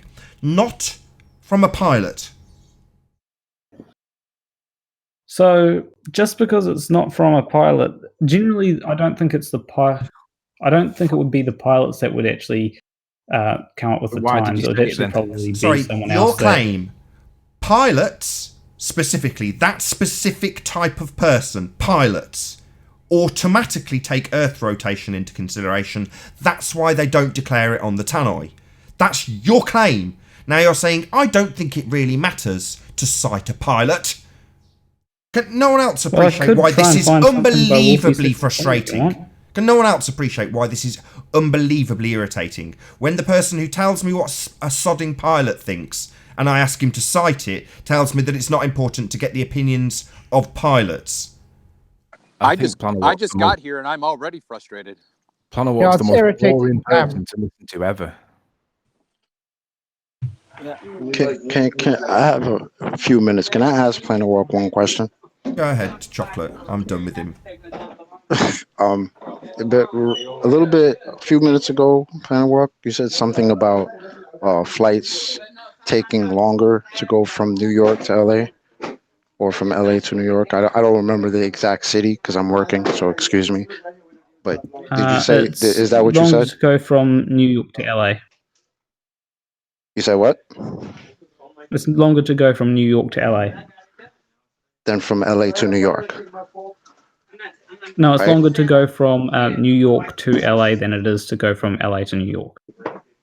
Right. Okay, but isn't Earth supposed to be spinning towards the east? So the reason why is because... No. Answer the question. Is the Earth supposed to be spinning towards the east? Yes, the Earth is supposed to be spinning towards the east. Right. So there's no way that the flight from New York to LA should be longer than the flight going the opposite way, right? Well, the reason why it's... No. Answer the question. If the Earth is spinning towards the east, I take off from New York and I go to LA, the Earth is spinning towards me, right? So LA should be showing up a lot quicker, right? But you just said it's not. Am I right? Yeah, so not necessarily, because there's because what's being I'm sorry, my friend. I've taken these flights many times. That's how it works. You said New York to LA is longer, and that's not how it's supposed to work, my friend. So I'm sorry. So the reason why is because of the way that it impacts the jet streams, and the jet streams are impacted. One of the links that I posted actually shows. How is the jet stream impacted if the Earth is spinning in one direction? The jet streams are impacted. I'm looking at all these things right now. It's quite late for me, so it's hard to sort of absorb this information. But essentially, Planet, I understand you're tired. I know you're sleepy. Yeah. I get it. Right. I just didn't need you to expect to think go for a back few to this, minutes honestly. real clearly because I can't stay that long. The Earth is supposed to be spinning from west to east. Take off from New York and you go to LA. You're saying it takes longer. Well, you just destroyed your entire argument because that's not how it's supposed to work. If the Earth is spinning towards you, your flight is supposed to be significantly faster. So you're going to have to work out which one is which, my friend. Okay. Somebody else can have them. I got to go. I'm sorry. Thank you, Chocolate. Chocolate, let me dovetail off what you're saying. So PlanarWalk, what he's saying is, if the Earth in the globe model is spinning 1,000 miles at the equator, roughly 840 miles from LA to New York, west to east, then the jet stream. Yeah, I'm actually thinking about this for a second, is the jet stream speed faster than the Earth turn? If LA is coming to you at 1,000 or let's just say 800 miles an hour. He's trying to get a reply out, 10th man. Hold on. Yeah, I'm trying to just visualize it in my mind. So it sounds like you're trying to speak. Are you okay? What? It sounds like you're trying to speak coherently. Are you okay? I'm mostly just tired. Do you understand how your argument's a train wreck? What? Do you understand how your argument is a train wreck, as pointed out by Chocolate saying? Yeah, I kind of get where you're coming from. So I'm just trying to visualize this in my mind because it's PlanarWalk. You don't have to visualize anything, my friend. 2 seconds, Google it. It'll show you what direction the Earth is spinning. It'll even give you a little arrow. So now in your mind, you can envision which direction is which. And you can see if what you're saying is correct, there is no way that the Earth can be spinning. Right? Well, not necessarily. Okay. You gotta just because you don't understand how it's working doesn't mean that it's not. Oh, now I don't understand. Don't rise to it. That's adorable. Yeah, we're just don't rise to it. Don't rise to it. You absolutely obliterated him. I didn't even spot that chocolate. So kudos. You've just smashed his argument into the middle of next week with just the simple facts he presented. I didn't even consider them. I was going to the overall argument. You've actually listened more than I have to his facts and gone, hang on a second. The turn is going the other way. It should be shorter that way, not longer. As soon as he said it, I was all over it. Couldn't get to my mute button fast. So there is a reason, and it is due to the way. I believe it's due to the way that the so it is yes, due to the way that the wind is moving, and I think over the US, by the looks of this, it's there's a lot of westward winds due to the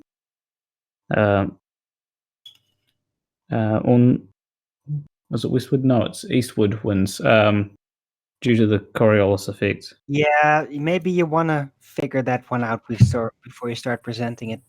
Oh no, why don't you just go to bed? You're terrible. Indeed. Go to the last ball busters, okay? I have an example in there with a flight, right? From Charlotte, North Carolina to Los Angeles. They're both on the same latitude.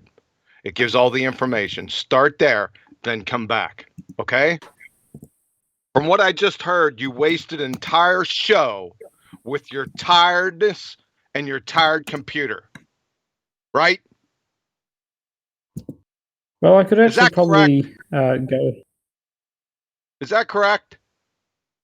Go get your act together. I could actually probably right? go. And then come back. Wasting our damn time. Well, I wasn't actually intending on joining the honor? show, but Do you have any honor with yourself? Do you feel shame? Is what I want to know. I actually tend to agree with John here. Like, you're not recovering from your tiredsomeness. There's a lot of things you need to do. Like, get a quote from that pilot, like you said you had, and you're not really succeeding in doing it right now. So just go to bed, make some notes, get it done, and come back to us. Okay? I'll do that. I honestly need to get to sleep because I am tired. I would like an answer, though. In no condition to answer or to argue right now. No, not a debating question. Get some rest, make some notes. Oh, no, just before he disappears. So, I mean, I'm interested in that. Do you feel no shame? I do have shame sometimes, but it depends on what you're talking about when it comes to shame. Like, why would I feel shame? Okay, I'll try and give you an example. I'm not trying to debate you because I know you're tired, right? If you came on and asserted that a difference in duration in a travel time that you'd looked up and had a vague glance at was because Earth turned underneath, then when it was pointed out to you that that's an absolute train wreck because one duration should be shorter as opposed to longer, as given in your example, you then turned around and blamed it on the wind. So in other words, when something will fit your... I haven't finished. So when something fits your religious belief, you'll assert it as your religious belief. But then when it's absolutely the antithesis of your claim, you'll find something to explain it away. Even if we accepted what you explained it away with, it'd leave you at 0. No Earth turn, just an embarrassing example that didn't work at all. Now, that for me would be not just embarrassing, humiliating. But you're like, oh, I'm a bit tired. Yeah, so the reason why I didn't have a well thought out argument, and I do need to look into this a bit more, is because, I am quite tired. I didn't intend on joining. I've been working on stuff all day, that kind of stuff. And so, I didn't have a properly formulated argument for that. But there are things that you didn't understand as well in the debate that you should definitely look into. Like, you should definitely look into reference frames and how that can affect things. Oh my god. The arrogance of this prick. The arrogance is outrageous. Get him. I'll get in there.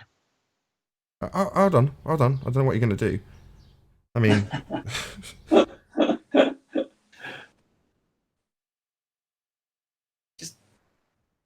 So tell us then, in the Coriolis effect, which frame is non-inertial? PlanarWalk. Just let me go to bed. God damn. No, tell us which is the non-inertial reference frame.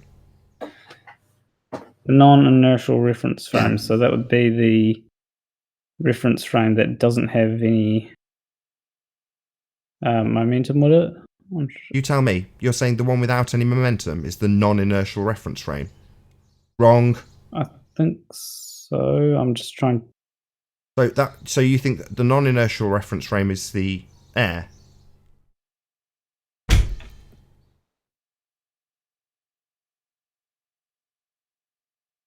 We're all just moved to a different voice. So Sorry. I didn't quite catch that. Excuse me. You think the non-inertial reference frame is what now? You've just told me to study reference frames, you cheeky little prick. Now I'm asking you a very specific question about reference frames. Which one's non-inertial? And you don't know. So it would seem that me, the one asking the question that has a very specific answer that you don't know, would be the one who understands reference frames. You, the arrogant, shameless prick, hasn't got the vaguest clue and can only mutter. So the way that I understand it is the reference frame that is moving, or the so the reference frame, the plane, for example, is moving within the reference frame of the Earth, and the Earth is moving within the reference frame of outside of the Earth. Not my question. That's the way that I asked, understand. what's a non-inertial reference frame? That's my question. It's a very specific question. Non-inertial reference frame. Go. You're telling me to study this subject, PlanarWalk. Off the top of my head, let's just show the audience again. No hands, no Google searches, just an arrogant prick telling me to study up reference frames. I ask him, without having to search up a damn thing, what a non-inertial reference frame is. He hasn't got the vaguest idea. So just because I don't know the exact terminology... You asked me to search reference frames out like you had some sort of understanding of reference frames and we didn't, you cheeky little prick. Clearly, we have an absolute grasp on what reference frames are. You haven't got a clue. So don't project your ignorance here, PlanarWalk. I would suggest you, the Dumbo who doesn't understand about reference frames, you go and study what they are. Do you know where I'd suggest you start? Non-inertial reference frames. Start there, sunshine, because you're dumb and ignorant and don't need to be giving me advice on studying up on reference frames. I have. I'm not ignorant. I do come prepared to debate. That's why you get battered here, because we are prepared. You are ignorant, and you've got the gall to tell us to go up and study on reference frames, you cheeky little twat. Yeah, maybe you probably should lied save the about reference declarations frames, of so he had to victory say when that. you're actually going to bed. Yeah, well, he's not talking anymore. Nathan, have you noticed that there's a bit of a common theme?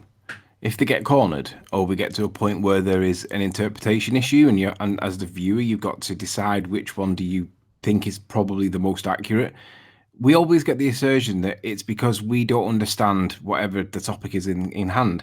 And it's always coming from the ballers. It's because you don't understand that. And Rumpus does it. PlanarWalk did it a couple of times today. I see that trait common, and I wonder, is there a theme going on where if they think they get cornered, they just project their own "you don't understand it" onto us and make it look like we don't understand stuff?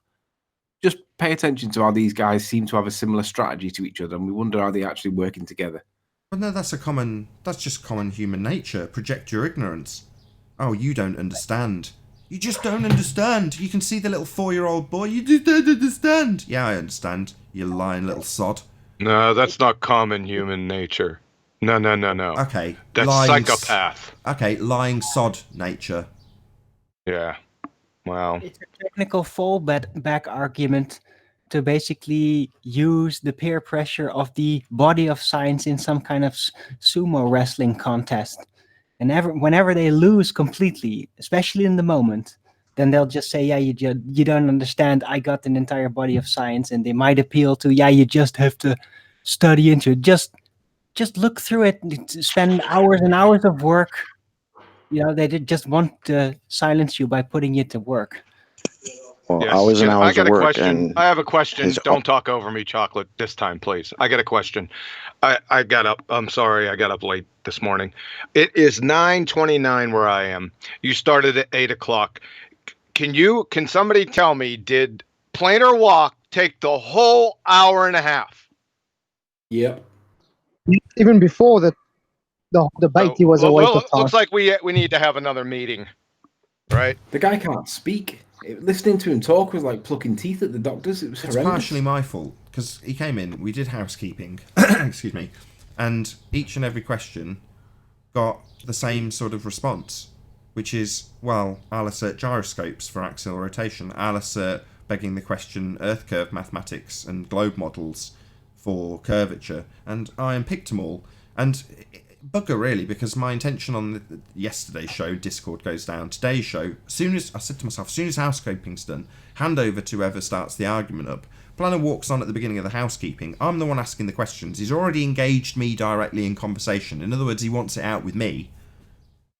You know, top video, I've just gone and searched his channel out. Second video is specifically about me. In other words, you know, when you were like, well, maybe Nathan will be the one that they come in and say, I want to debate you. Well, that's precisely what he did.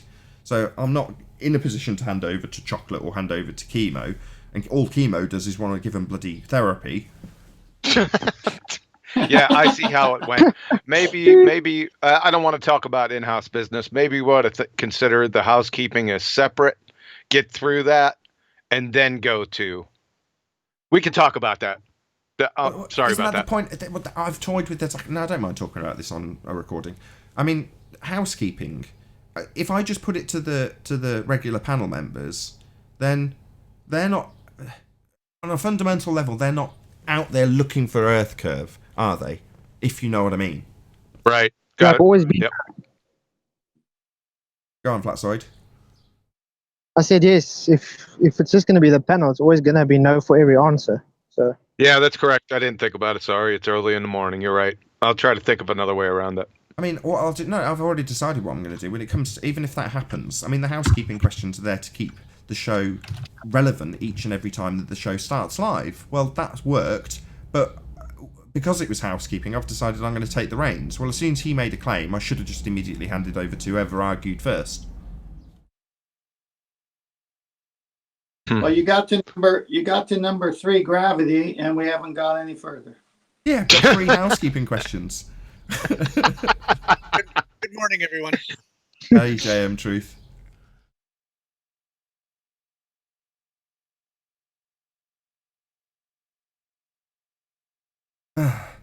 Yeah, wow.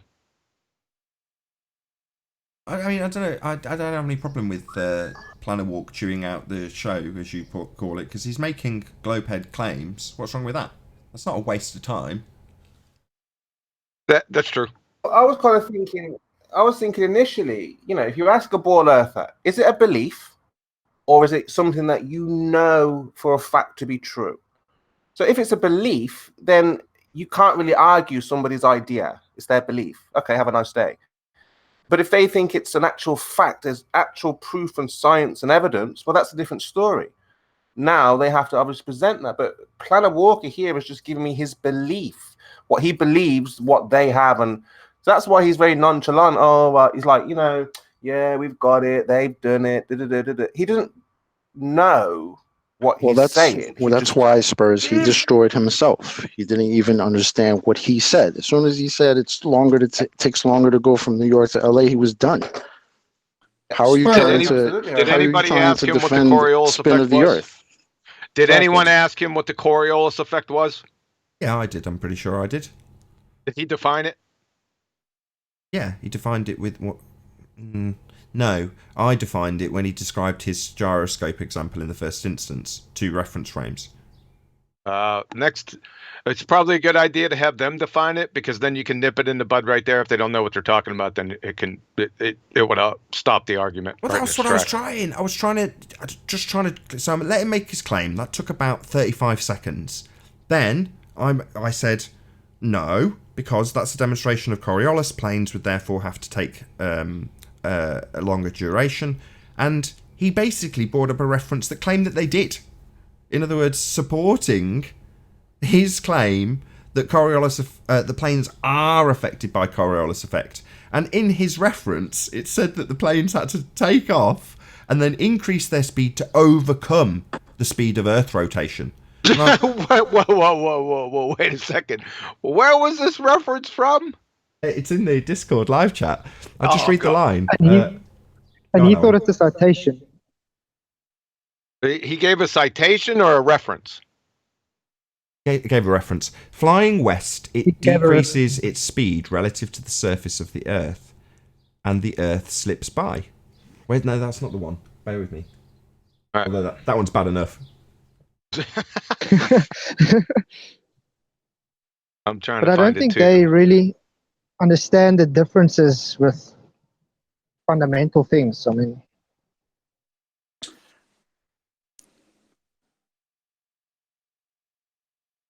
It actually appears. I'm sorry, I found it. They're getting dumber and dumber as we go, because the goalpost keeps moving backwards and backwards and backwards.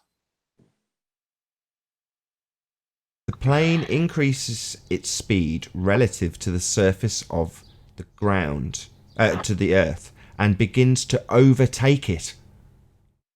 What in the world? remember, you don't understand it. Nobody put their name to it, as far as I could see. I only had a quick glance while we were talking, but I couldn't see anyone's name attributed to it.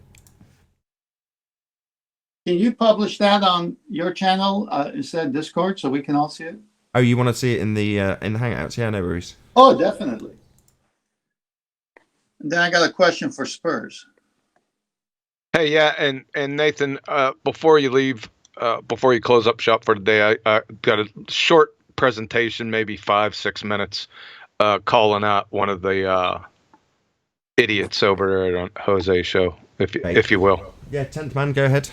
Go. You wanted to speak to Spurs? Yeah. Hey, Spurs, I'm can you here, hear me? man. Hey, man. Have you had beliefs in your life that have changed over time? Of course. And when a certain belief you held for a certain period of time changed, what made it change? To be honest, if we're looking at it's not. I mean, if you're looking at things like I was thinking of like Santa Claus. If we're looking at what changed my mind, it wasn't because I actually knew there was no Santa Claus. It was just that, well, you realize it's not possible for a man to fly around in a sleigh. So I haven't verified that for myself, but I've just changed it based on the fact. Spurs. What? Just a short answer. What preceded the change from one belief to another? What took place? What can be universally said about a belief being abandoned and a new one accepted? Validation, or where I'm asking you a very simple question. Have you had beliefs in the past that you held on to and then changed? Yeah. And what was that based on? Like I just said, it's just based on there's silly reasons why we change our minds, don't we? I mean, we thought it was Santa Claus, and then obviously, your big brother would say, "There's no Santa Claus." Don't be silly. And then you'll hear your friends say, "There's no Santa Claus," and then you just dismiss it. So did you change your beliefs about Santa Claus based on people talking or based on actual evidence of some kind? That's what I'm trying to say. It wasn't actually evidence of no Santa Claus. It was just more, it was revealed to be an idea. It was like licensed to say it's just an idea, it's not real. So your statement about PlanarWalk is erroneous. He has a belief. We want to give him evidence that his belief is pseudoscience so that he could have a chance to abandon the false belief and then have a new belief based on truth. So beliefs, you can affect someone's belief by offering evidence if their belief is based on a lie. Would you agree with that? But this is where if his parents, if PlanarWalker's parents Oh told my him, gosh. If you believe his in a parents lie, told him that Hold on. Santa proven Claus it's was a real, Hold on. Let Spurs and at the rest least of the world was respond. telling him. Sorry? Let Spurs respond. I heard if his parents. And then he went, oh. But yeah, what I was trying to say was, we're talking about beliefs, aren't we? So if PlanarWalker believes his parents, NASA, the government, institutions are like the guardian, are like a guardian to PlanarWalker. So in his head, he's thinking, you know, my parents wouldn't lie to me. Santa Claus is, they say Santa Claus is real. They've given me all the tools and understanding why Santa Claus is real. So you, 10th man, telling me Santa Claus is not real, I don't know, you know? And that's what it boils down to. We have to get him to deny his parents. How do you do that? you have psychologicalized, if that's even the way of saying it. The entire point. No wonder you're so confused. So he didn't even get, so we can say he wasn't disciplined enough as a child. No, I'm saying No, that what the parents have done, what the parents, what the institution has done, they've kept people in a child mind-like state. So even someone like Rumpus is still acting like a child. His parents have gave him sweets, chocolate, cake. Here, Rumpus, here's another sweet. He's like, delicious. So he's eating all that information up, and his parents are keeping him safe. That's how he sees. So even when I showed Rumpus, things do not fall in a vacuum at the same rate. His world, he didn't know how to respond, right? Because everything, it goes against everything. And he just said it. He even said it. Look, I believe NASA just because NASA wouldn't lie. I just believe them. This is what Rumpus is saying. So it's definitely dealing with Spurs. Sorry, go on. Spurs, are you sitting down? Yeah. Okay, because you need to be. I went to my parents, who taught me many things as an adult. And I said, you know the thing you told me? Here's what I found out. You were lied to. And inadvertently, you lied to me, but you weren't lying to me because you were lied to. But here's what I found out. Are you saying that can't happen? Saying what, sorry? I didn't quite catch that. What part didn't you catch? I think can't happen. What? Oh my God. Okay, hold on a second. I'm sorry. Maybe it's just my attitude this morning. But are we sitting here I love you, John. psychologically evaluating other people? Come on. This is flat earth debate. I'm sorry, Chemo. I'm sorry, 10th man. Can you get back on the flat earth debate? That's my point. It's Yeah, kind of John gave a preposterous, presentation right? for us. Isn't it kind of preposterous conjecturing about others' psychological status or how they grew up? Where is that going? Not really, John. Not really, because we all experienced it ourselves. We were all born earthers, so we know what it's like to believe a lie or something that's not true. 10th man, he believed it. You, John, at one time believed it. We all experienced believing a ball. So now we can know what it's like for others to believe this ball. But we can move on. It's not a problem. Can I quickly add something to this conversation? Is it psychological? No, it's not psychological. Okay. The issue, one of the issues that I've come across for many years now is the combining of these words, truth and belief. And if we don't go by the definition of the two words, we're already behind the power curve. What do I mean? Yes, we all believe the Earth's round, but the word belief in and of itself, if you look up the definition, means to believe something that has no proof, versus truth, which actually is absolutely 100% proven. And we keep using belief and truth Well, let me finish. We I keep disagree using with that. That's all right, but let me finish. We keep using the word belief and truth in the same sentence. If I know truth, and if I've gone out and I've proven the Earth's flat, I no longer believe the Earth's flat. When people ask me, Joshua, why do you believe the Earth's flat? I tell them I don't. You believe it's round. I don't. Truth is based on knowledge. It's based on things we know. So when we keep using the word believe, we're still in that paradigm of, well, I'm not sure. Truth is based on things we can prove. Truth is always something we can prove, yeah. Truth is something we can prove, otherwise Correct. it's... Yeah, right. No, right. Correct. Yeah, correct. That's my point. I think we should stop using the word belief along with truth, because they're not based on the same thing. Even though this pains me to death, Paul, go ahead. Okay, I've got the definition of belief up on my screen currently. Okay, it says an acceptance that a statement is true or that something exists.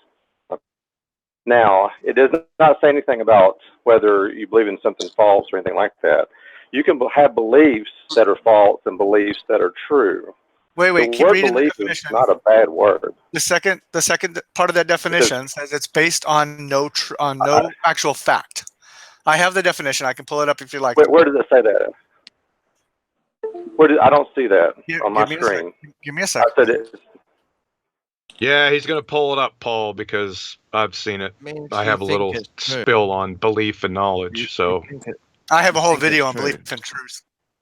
Right. Belief and faith, both belief and faith are based on no actual fact. That's the colloquial definitions. Okay, then I've got a different definition. Well, okay. Well, do you want me to pull it up, or will you Object accept of your No, go ahead. Okay. I don't want to talk over you. No. I was just saying, will you concede that the definition is there, or do you want me to pull it up to actually show you? Well, no. Hold on. Don't ask him to concede. We're all listening in. We want to agree on terms here. That's what the objective is. I'm presenting. Yeah, I've presented yours, Paul. I put them up for the audience as well. But obviously, Josh has got a different take and a different definition. But that's what we're doing, right? We're coming to terms. Right. Okay, I've got a definition. I know we've had it up. You've read it. We're just waiting for you, Josh. Yeah. Okay. I mean, I accept the edition. And My computer's being funky at the moment. It's frozen on me. I apologize. It's alright. Everyone's got internet troubles at the moment. That's one. Yeah, this is to me. This is very important because if we don't have the right terms, then we're talking in circles around each other as opposed to actually. I got it. Yeah. Belief and hold on a second. An acceptance that something exists or is true, especially one without proof. Trust, faith, or confidence in something.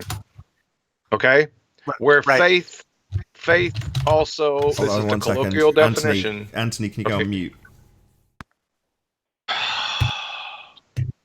Should I? Do you want me to read that again? Go ahead, please. Let me try it one more time. I got two definitions of belief, which is important to define these things. So belief from Oxford, an acceptance that something exists or is true, especially one without proof. Trust, faith, or confidence in someone or something. And Wiki, belief is the state of mind in which a person thinks something to be the case, regardless of empirical evidence to prove that something is the case with factual certainty. Knowledge, on the other hand, facts, information, and skills acquired through experience or education. So we see how key it is in asking Planner, do you have a belief? Because if he has a belief, what John's just said, he just has faith and idea. Now, how can you possibly argue with somebody's faith or belief or idea? Can't. You're right, Spurs. There was a few months back, there was a point in the debates where if somebody conceded that it is simply their belief, then who am I to challenge their belief, so long as they are accepting of their belief? Now, in recent times, people have tried to use that as a get-out. I'll assert my fundamentalist religious belief and just use the fact that it's a belief as a defence. Well, it's not, when we're looking for the truth and the facts. What John just said is what Planner did all afternoon here, regardless of what was put in front of him. You know, and I wanted to say to him, because he's usually more confident when he's with, his guys and that, and I just think probably because he was tired, but yeah, he's just thrown his nose up, hand wave dismissal, like you would say, because it's his belief. He's like, I don't care what you say. I just believe what I want. Okay, Spurs, do you know what a zealot is? Yeah. Spurs, do you know what a zealot is? I've heard the word. I haven't actually looked at that. Okay, a person who is fanatical and uncompromising in pursuit of their religious, political, or other ideas. Yes. We are dealing with zealots. You're trying to dissect them mentally. No, they're zealots. Yeah, they've made up their mind beforehand. You are like You say that they're fundamentals, Nathan, like fanatics. Yeah, that's why I call them fundies. But yeah, you say Fundamentalist belief. I've just got that. I've just got that. And thank you to John or whoever it was that read that definition for me. I appreciate Fundamentals,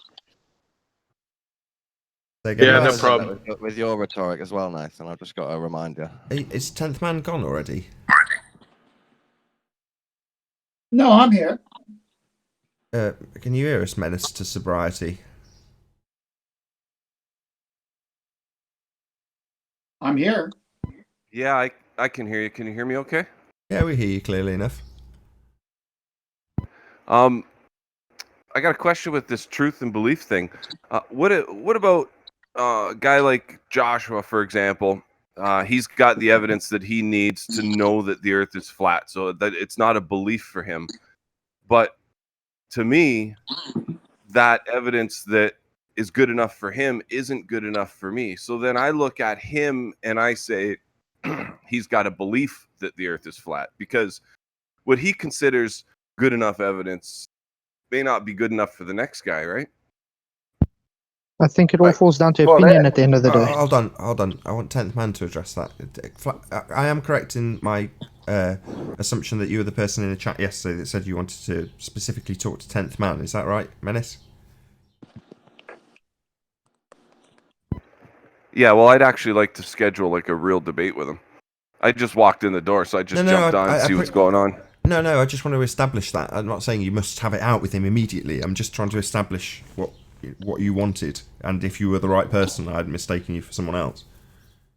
Yeah. Oh no, I've got no desire to have it out with him immediately or anything like that. He was just some random person that I picked and figured, well, if you're going to start doing debates, why not schedule something with him?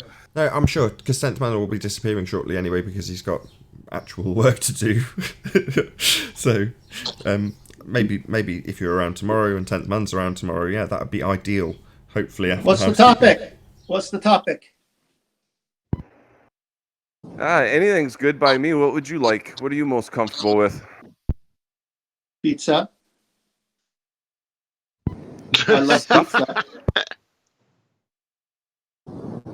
Sorry, we're not arranging a date.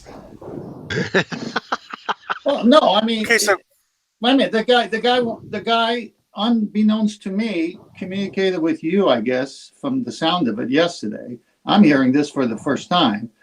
I'm a random guy from the panel, and any topic will do. I mean, this is a bit crazy to me. What are you passionate? What are you passionate most about? Pizza. The shape of the earth. Is the earth a ball or is it flat? I think he wanted to talk about belief. Well, it doesn't matter to me. I mean, we could pick housekeeping topics if you want, and yeah, let's do a housekeeping topic then. All right, because I do think that the housekeeping topics is something that doesn't get its Globers don't get a fair shot at, so maybe we can talk about that. All right. No, listen, I'll do my best. I like the housekeeping topics. Hopefully I could answer your questions. If I can't, then I can't. Did PlanarWalk get a fair shot at them? I didn't hear much of PlanarWalk because I had to run out, but I'm thinking he probably got the audio snippets he needed. He had the whole show. Okay, so just Menace brought up a good point. Can I quickly address that? You can. I just want to round that out though. So the bottom line is, whatever happens between the two of you, it's claim and support, then rebuttal. So it inevitably won't be housekeeping questions. It'll be one of them. So just pick. If you're going to do this, i.e., you don't have to, but if you are, pick one now and say, right, well, I'm going to make an affirmative claim in regards to gravity or distance to the sun or whatever housekeeping question, just so that that's how it's at least starts out, with one or other of you making an affirmative claim and then backing it with some evidence. Curvature, Earth curvature. Let's start there. The first one.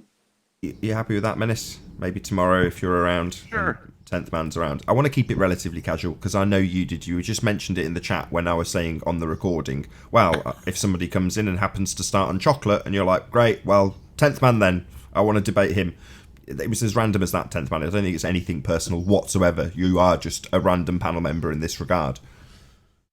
And if you don't want to do it, I'll do it. No, I didn't take it personal at all. I like talking. He's already getting rumpused. Go on, 10th man. Just make sure you bring some homework with something to back up your claims. Well, he's got to prove his claim.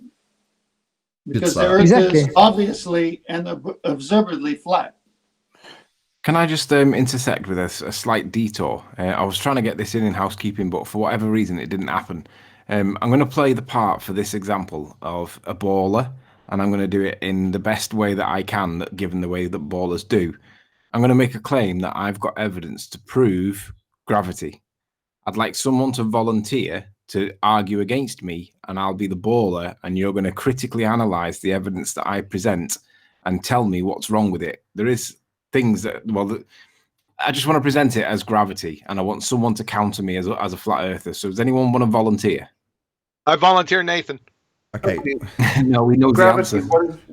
But before you do, what do you mean when you say gravity? Before you do this, before you get into this, I don't mind at all, but we've got a presentation from John waiting in the wings, and JM Truth was trying to say something. Yeah, real quick. When Menace came on and said about, what if he doesn't accept the truth? This is why defining terms and understanding what scientific proof or proof is, because you can, at the point at which I give you absolute proof that the Earth is flat or absolute proof of anything, you can walk away absolutely and say, well, I just don't believe that. And the problem, this is the problem that we have between flat Earth and globe, is some people are so fundamentally stuck in their belief that no matter how many times we shoot a laser 10, 20, 30 miles and it doesn't curve, or we have a picture that's 1,200 miles, at some point you just got to go, this really does come down to belief versus truth. It's not even a matter of having evidence, because I've shown evidence, Nathan's shown evidence, a lot of us have shown evidence and had people walk away going, I don't believe it. I don't even accept the proof. So that's the major difference that I just wanted to make with that point that you make up, is what are you calling actual scientific proof? Because there's plenty out there. Yeah, it's just cognitive dissonance. I don't know. You're wrong. There is no scientific flat Earth proof.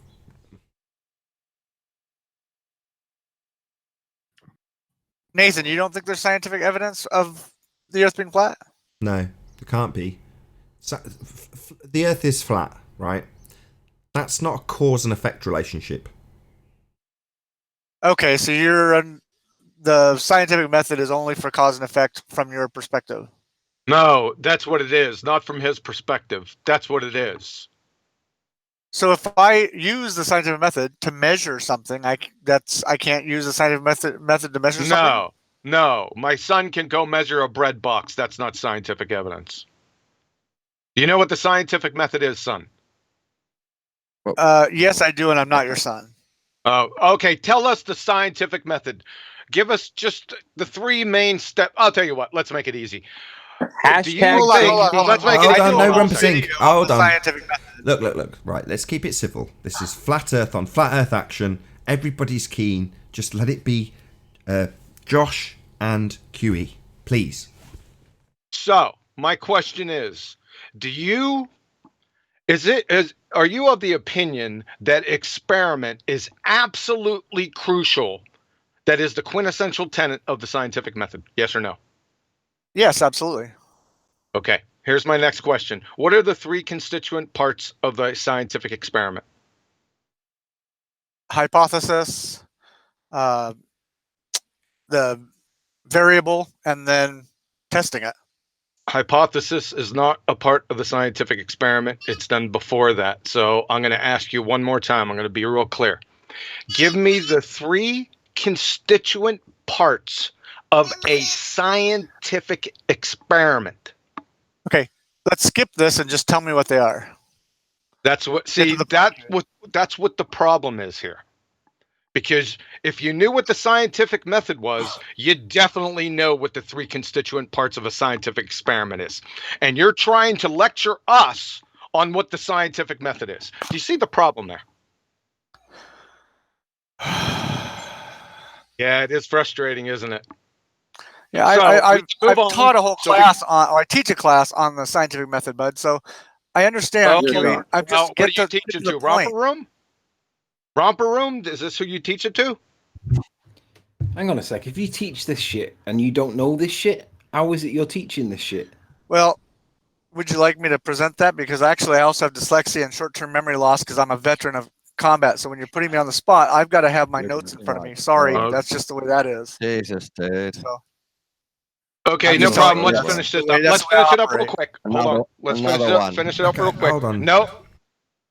Come on, you've got Dawn trying to criticize you on your own side. Hold on. Just QE, just Josh. Let's just finish it up real quick. I'm sorry for the romper room. I'm sorry for I'm not sure why you're kind of being a jerk when I'm short-term memory. Like you are, but you hold on a second. Just Josh, one at a time. You will get a chance to respond, I promise. Like I said, I apologize for the romper room comment. You're a veteran.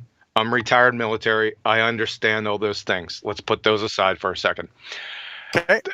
The claim was the scientific method is solely used for cause and effect. The reason why I brought up the experiment was to show you that the independent variable and the dependent variable are part of a scientific experiment. The independent variable, hold on a second, I'm almost done. The independent variable is the cause. The dependent variable is the effect. So, the scientific method, hypothesis-driven, experiment is the quintessential tenet of it, has within inside of it cause and effect. Thank you very much.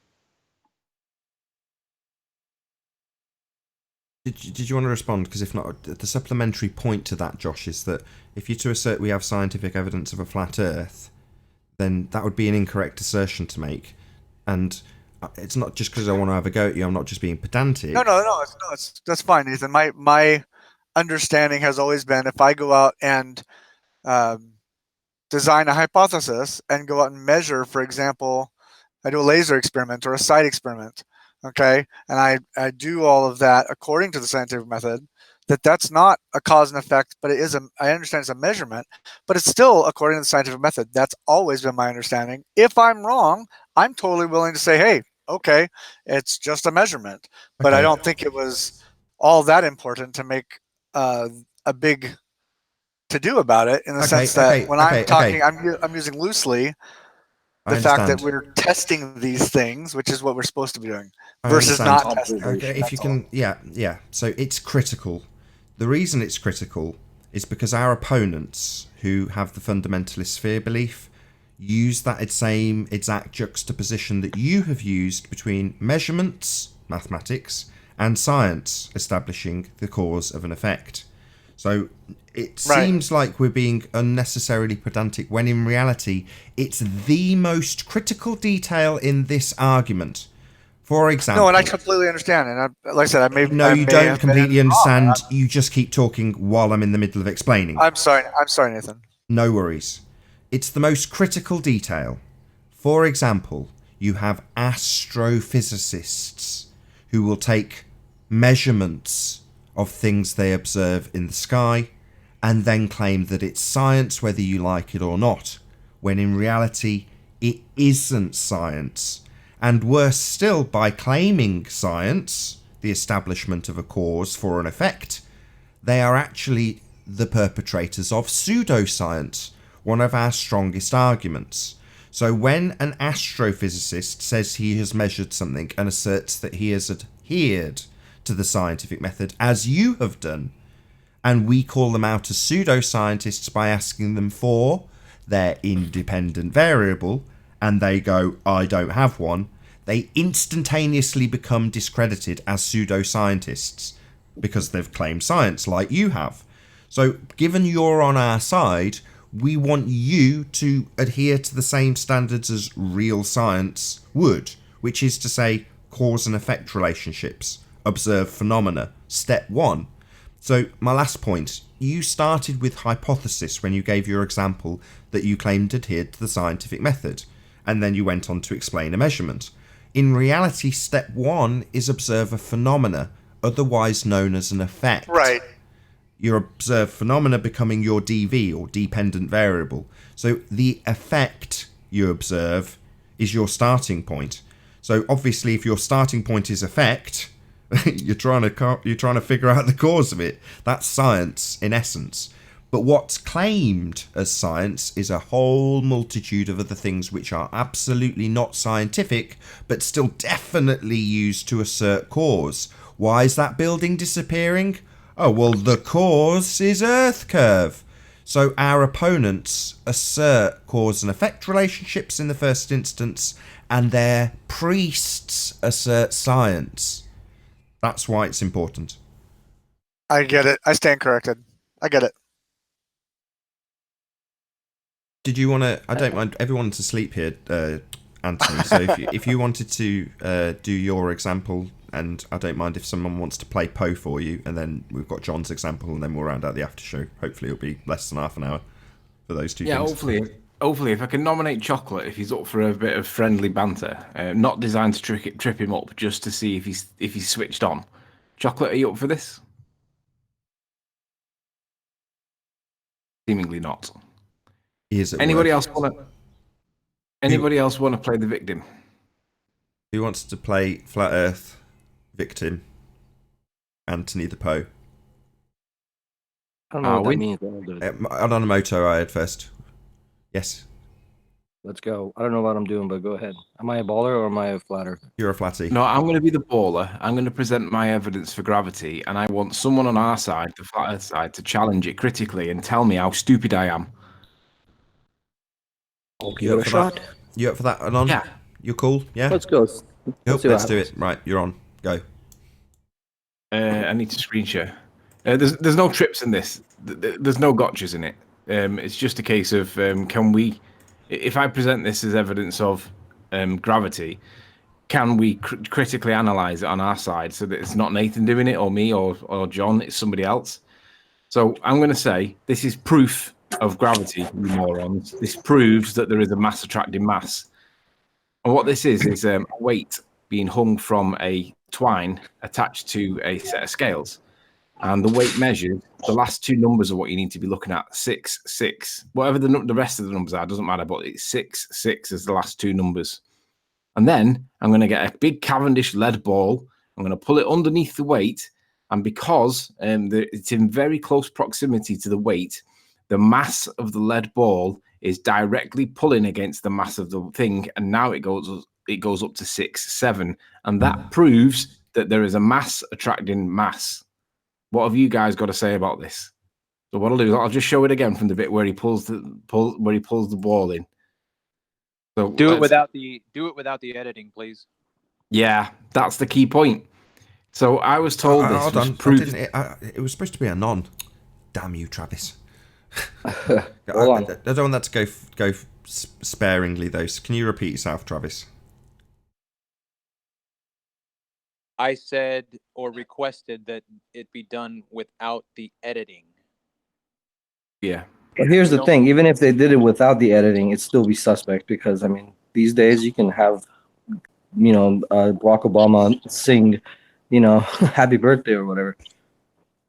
Yeah, for me, it's this transition there where it goes from when he pulls the ball under, then he goes to the zoom in, and now he jumps from there to there, but he doesn't show the cause being this change was caused by pulling the ball in. He doesn't show that moment of causation. So that the rebuttal I got was, well, are you saying it's fraud? And I'm saying, no, I'm saying that this fails to prove causation, but if you want to think of it as causation, you can do. So it's all to do with that cut. When he pulled the ball Didn't P. across, Mars try something like this with a little weight under a triangle or something like that? He did something like this trying to prove gravity. I don't remember.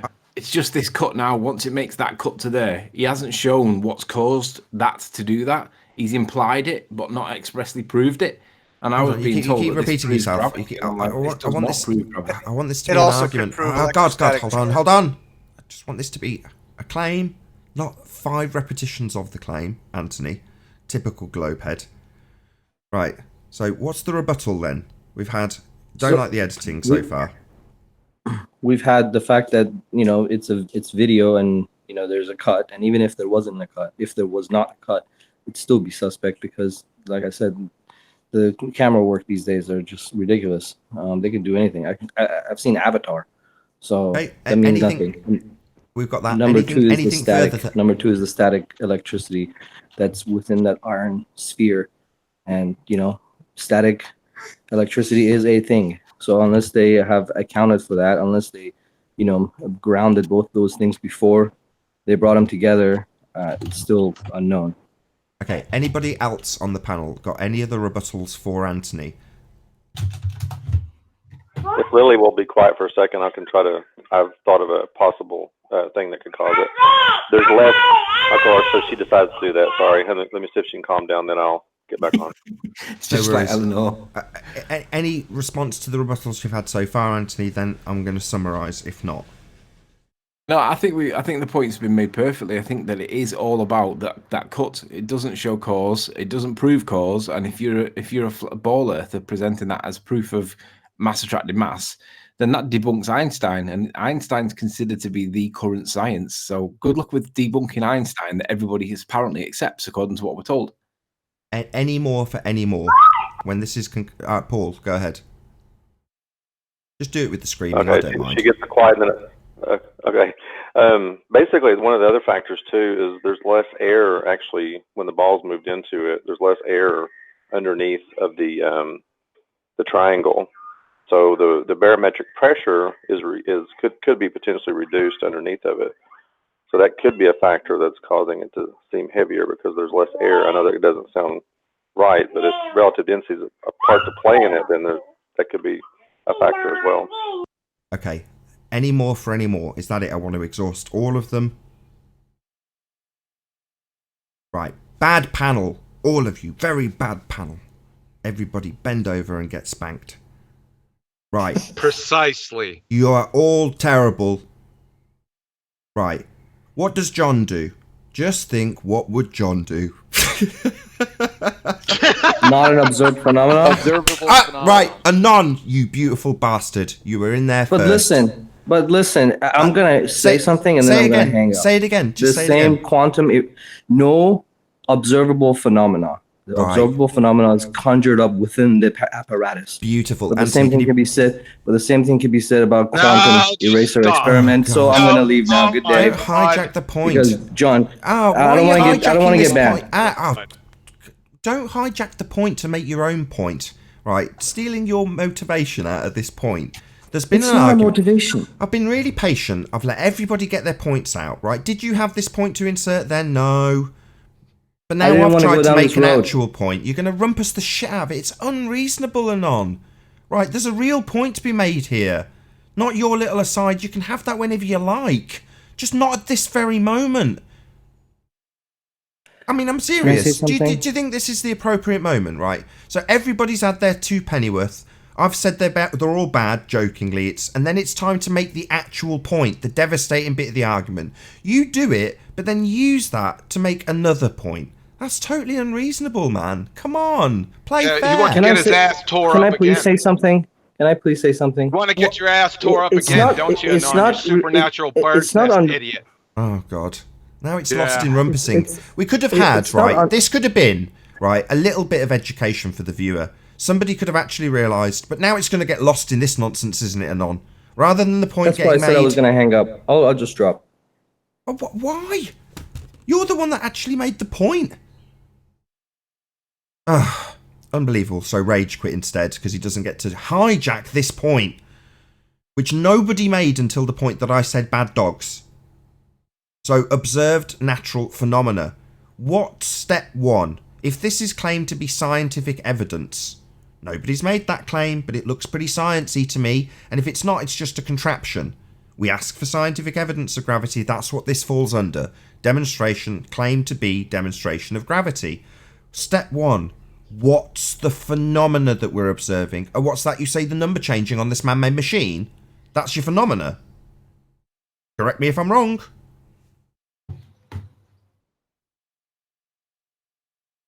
Well, I think they would claim that the observed phenomena is objects appear to fall down, and it appears to be caused by a mass attractive mass. Don't be that baller. Come on, shake that. Take the wig off. Do it. Right. What's the phenomena, Anthony? What's being shown? What's claimed to be the phenomena? Objects on a spring appear to get stretched if a ball gets passed underneath it. But I didn't see any stretching spring. I saw a number change. Yeah, I was just gonna say all we saw was the digit change on the little scale. Chocolate, you were supposed to be the one that was answering this, so you decided to come in after it. It was Anon, he did. I'm not aware, I'm busy, man. I can't just... I'm going to give kudos, right? He rage quit, and now I'm going to give him praise. Because the only one that got this, admittedly with a little bit of leading from me, saying what would QE do, was Anon. He got it immediately. Yeah, but he couldn't help himself, Mr. Supernatural Bird's Nest. What's the observed phenomena in the quantum eraser experiment? Like all the brain... What is wrong with you people? Right? What is wrong with you? Here, I'm going to say it. I'm going to say it real calmly. Okay. For the masses out there that have this bug up their ass, okay? You can go back to the quantum eraser presentation. I put it in each presentation, observed phenomena. Okay, so let me break it down for you one more time. Is everyone listening? I'm listening. The observed phenomena in the delayed choice quantum eraser experiment by Yun-Hoo Kim in 1999.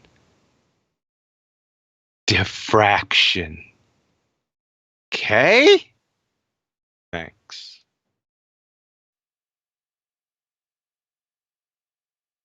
Over. Have you got a presentation to do? Copy that. Yeah, short one. But that really annoys me. So, you know, my vision going forward is to let the debate roll through, let everybody have their say, every rebuttal get heard, and then after the fact go, okay, what is the actual housekeeping question that we're asking here? Any scientific evidence of gravity? There's a reason it's phrased that way. If you're going to claim cause and effect, half the time they don't know which one it is. Is gravity an effect or a cause? They haven't got a clue half the time. The point is, once you're trying to establish which one they've got, well then you're going to definitely be using science to establish it. If you've got an effect that you need to study the cause of, or a cause that you think is going to cause an effect that you claim. Either way, science is applicable. So when they show you some contraption and some number changing on the contraption, well, let's just run this through the scientific method. What exactly is the phenomena here? Mass attracting mass, you see. Let's see that in nature. Right. And they can't define mass.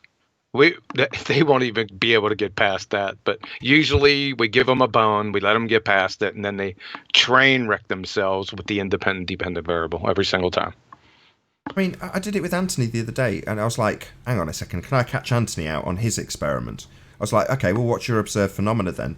And he was like, stuff falls down. I'm like, does it? No, and then he was like, no, sometimes we observe things that fall through water and sink when other things don't. Sometimes No. I object to that misrepresentation of. Yeah, you're straw manning him, man. Yeah, I didn't say that. Should I correct you, or would you like to restate what I did say?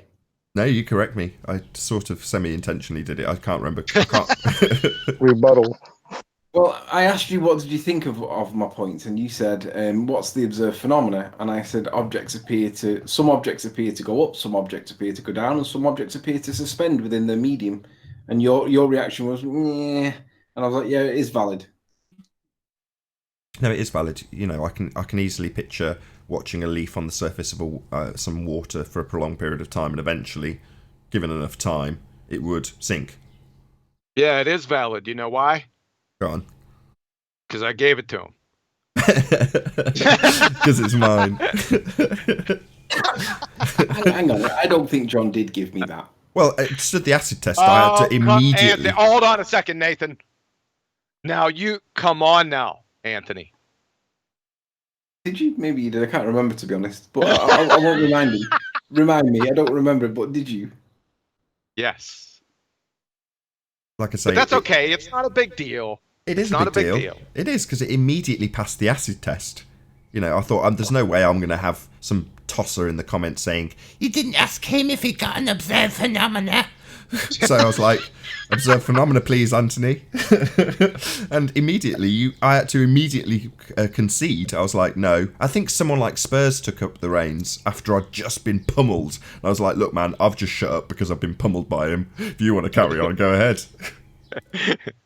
That is hilarious. Thanks, Anthony. Thanks for the shout out, man. I'll give you a break. The amount of your arguments I just take credit for. That it's no problem. It's not a big deal. I mean, that's a good observed phenomena, though, right? Yeah, I think so. And we do have a valid independent variable. We do have a valid dependent variable. We can give it we physically can give it a wiggle to prove the causation factor. It's just that when dickhead morons come ahead and say, you didn't actually, you manipulated the density, but something else caused it. And we're like, what do you mean?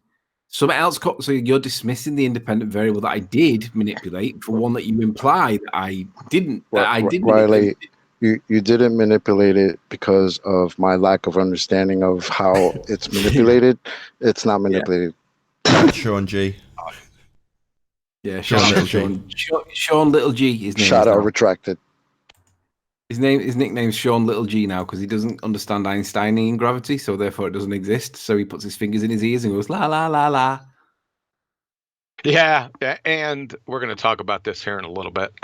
When you told Bob, the pseudoscience fallacy guy, that an independent variable, he gave a citation, independent variable must be systematically manipulated by the researcher, and the brain dead idiot said, but you're not understanding what it says.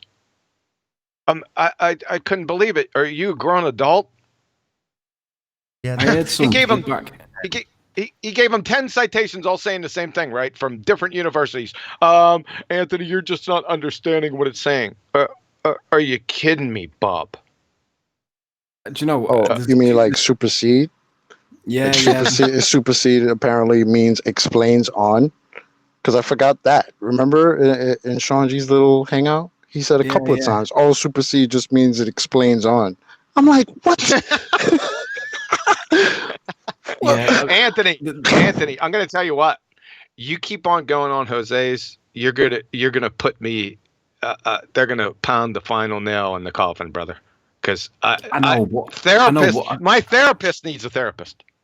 The thing that I like about Jose's, and I don't mean this in a good or a bad way, it's just an observation, right? If I can get one of them one-on-one and I don't get interrupted, they'll be nailed to the cross like a crucifixion. And I just need that time to get them cornered. But what's bizarre is when after the event, I've heard people like Sean G going up to Bob, the no science guy, and basically patting him on the back, saying that he really kicked my ass. And then Bob would say, yeah, he really got schooled. And I'm like, even though you've already got a couple of toe tags under your belt with Farmer's Boy and Sean Little G and Sean Hawkins. Yeah. We got toe tags for all of them. Hold on. What is that though? I mean, in the most literal sense of the word, that is delusional. That's exactly what I was just going to say. It's a mass delusion. It's a Dunning-Kruger mass delusion. That's what it is. Yeah, I agree. It's there. There you go, chemo. That's my diagnosis. I've got to the point where no matter how bad it is for them, they will always claim victory no matter what. And it's like, I mean, for example, I heard Farmer's Boy say the other day, somebody asked him, what's his best proof for living on a sphere? And he goes, sunrise and sunsets. And I was like, oh, right, really? Next time I catch you, mate, I'm going to ask you what causes that. And we know what's not going to happen. He's not going to have any evidence to prove that the Earth turns. He's going to claim it, and then they'll all pat him on the back. But the reality is there is no scientific evidence at all that we're turning or orbiting anything. But they all think that we are. There is a danger, though. That's why. Sorry, go on. I was gonna say that's why I won't. I'm very cautious about who I go and debate now, because there's no actual. When you're debating the other side, they will not concede anything. There's no intellectual honesty. I debated Sean Hawkins and slaughtered him. They act like a political organization rather than an honest debater. Yeah, right. Yeah, but what happens is hold on a second. What happens is over at the clown show, when these people start getting their asses handed to them, guess what that retard Jose does? He starts letting more people in. All the ballers come in, right? And then you got 10 ballers against one person. Right. That's exactly what they do. No one calls them. They did it to Anthony the other day. I was friggin' I lost my mind. I wanted to come through the computer screen, right? That he does it real subtle, but wake up, people, right? He's a crayon muncher. And that's all they do. What he did yesterday, he said, Anthony, you have to stop screen sharing. Why? Why does he have to stop screen sharing? Because I want to see your icons. What the fuck? No, you want Anthony to take his screen share off because the citation on screen is handing that idiot baller his ass. Right? Yeah. And you ballers don't call him out for that? Right? It's unbelievable. It's a clown show of epic proportions. It's just like ED. We called erectile dysfunction ED. It was Earth discussions back in the day, where you had those crayon munchers come in. It was like 10 or 15 ballers, right? And then you get one baller that come in. Only 3 people were watching the show at any one time. Yeah, I call it erectile dysfunction with those idiots. Does anyone remember that little fiasco? Yeah, I know ED. Of course. Yeah. So he's just doing it. All Jose's doing it. There is a way to get these. Oh God! To get these ball earthers who have been so. Well, you see, how I see it is that these guys believe the citations and the papers that have been written.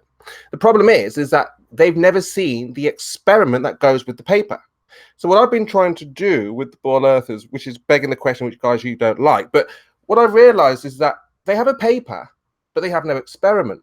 So if we can show the experiments to the paper and then show, like, for example, Cavendish in a vacuum, there was no attraction, or things don't fall at the same rate in a vacuum. Then you were going good there for a second, Spurs. You just went off the rails there. You had a good point. You had a good point. Hold on a second. You had a good point. The papers, they say there's peer-reviewed papers, right? Spurs! You had a good point, right? That every citation needs support. You can't just read it and then that's it. I've said this a number of times. I don't care who says it. I don't care Richard Feynman, whoever says it. You gotta have support for it. That citation. Or otherwise, it's just a baseless assertion fallacy. That's it. So you had a good point. You were here, my point is that all of them in the back of their heads are saying, well, we've got a paper, we've got a citation, so somebody somewhere has done an experiment, obviously, in their mind. And it's like, well, no, we don't have an actual experiment with your paper. And this is what I'm trying to do with the ball earthers, is get Cavendish in a vacuum so they can see for themselves. Why? And then as I showed them with that... Hold on, John, let me try. Okay, no worries. Anthony, you there? Yeah. So earlier yesterday, somebody provided me with a paper for an experiment that claimed to prove gravity. And I did as you said, Spurs. I said, oh, well, I actually want to see this experiment.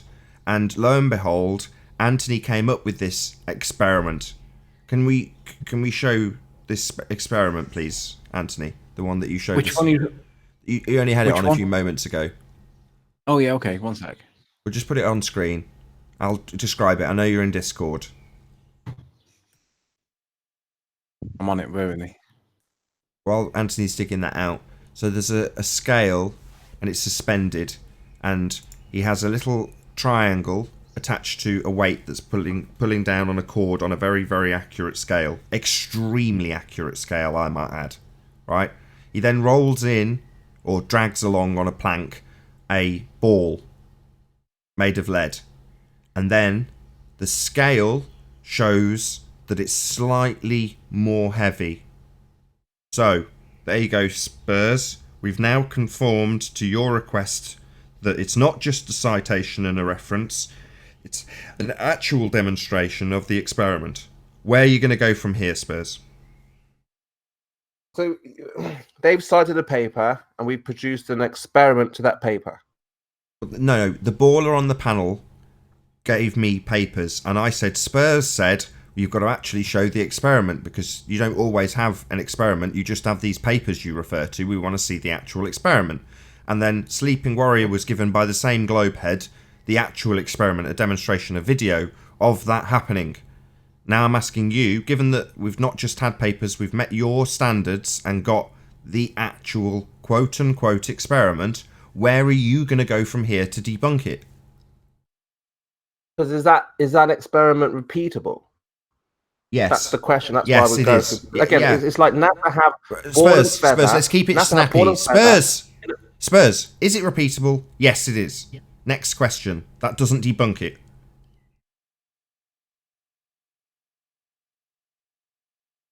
So where are you going to go from here, Spurs?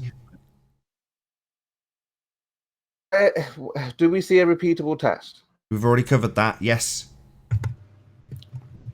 I haven't seen What's that. next, That's just you Spurs? saying so. Spurs, But whatever the even point if is, Spurs, I concede it's repeatable. Next. That doesn't debunk it. No, you're missing my point. No, you're missing my point. Then. Even Spurs, why don't you make an actual point? Spurs, this does not debunk it. Saying I don't understand is just pulling the globe head tactic. You don't understand? Yeah, I do, and I understand how to debunk it. I've done it on this show. You just didn't listen. So where are you going to go from here, Spurs? We've listened to you, and John's got annoyed with you, and you've talked over him, and he said, no. And I've now taken you to the conclusion of what you've suggested we do. Get them to show an experiment. They've done that. So when they show Cavendish in a vacuum, what are you going to do then? if they show Cavendish in a vacuum where there's an attraction, well then we have to find out why they're moving. What's the cause? Nothing to do with flat Earth, but they're moving for a reason. I'm interested in why. So when they then have a very elaborate explanation to that, and it kind of technically makes sense. If you presuppose a couple of things, will you then just concede that it's true, Sperskimo, or are you going to get them to actual point at any point here? What is this? What are we talking about? We're looking for the one independent variable that's making the balls move. They say it's gravity, and I'm saying it's not. It's something else. So we have to go through the experiment vacuum. I heard, Spurs. Move the Spurs, I heard. Don't ramble on indefinitely. We've got the critical bit. So you claim we need to find the cause of what now? Again, because you're not understanding what I'm saying. I'm not arguing with you. I'm begging the question. You're not saying anything, Spurs. So why don't you have an actual freaking point instead of these stupid intros all the time? Spurs, I'm not having the argument with you. I'm trying to educate you on how to debunk it. But you think I'm trying to actually have this argument with you. Like I can't take a dump on it in about 15 seconds flat. I'm trying to educate you. Lead you so you can debunk it in future. But you don't want to be led. It's like pulling teeth. So Spurs, we've got to the point where I've asked you, we are going to try and establish the cause of what exactly? Of why the balls are moving. Okay. I didn't say attraction. No, I don't need any more. You're being led, Spurs. That doesn't mean Okay. I need endless bloody waffle from you. You just need to confirm something you've already said to get the conversation back on track. Yeah, the balls being attracted to one another. So, Spurs, here's the critical detail. Try to listen really closely. Balls attracting one another on a torsion bar in a vacuum is not a natural phenomena. Step 1 of the scientific method is observe a natural phenomena. So, by way of ascertaining if it's adhered to the scientific method, that being, does it have step 1, observe a natural phenomena, the answer, when you tell me that the effect, natural phenomena dependent variable, effect is definitely not a natural effect, this falls immediately outside of science and into pseudoscience. Okay, Spurs, do you understand? That was always understood. I mean, again, this is not what the exercise is all about. It's getting the All right, so you're fundies- basically saying no. Let me just translate that for you, Nathan. No. You could say this in the face. It's not a natural phenomena. It's not a natural phenomena. 1,000 times to the ball earthers, they'll just say, yes, it is. So it is. Yes, it is. They're not going to hear what you're saying, are they? They're not interested in whether it's a natural phenomena or not. That's my point. We've said it a million times. Then what you do, then what no you do, debating with them. You just want to get in between them, right? Hold on. You looked up what zealot was, didn't you? That's what they are. At that point, that's what they are. They're zealots. you snicker at them and you say, thank you for your time. Goodbye. Do you mind if I make a statement on this? Sure. And then we've got 4 minutes left before we can get John's presentation. Hopefully squeeze it in. Or have you done it already? Was that part of your rhetoric until now? You're talking about my small presentation. You're only giving me 4 minutes? Well, I like to round out on the hour. This recording's been going for 56 minutes. Yeah, but it's not on the hour. I got 10:36 here. No, not Nathan, on the. you can't give him. You got to give him longer. Hold on. Did you just presuppose the concept of time that I'm applying here? You're on a different convention than I am, man. You're on a very different convention to me here, John. Look, all I'm going to do, Nathan, is look at. We've got a ball earther in here. Menace to sobriety. So, Menace, if you need to increase the gravity so the time is synchronized again.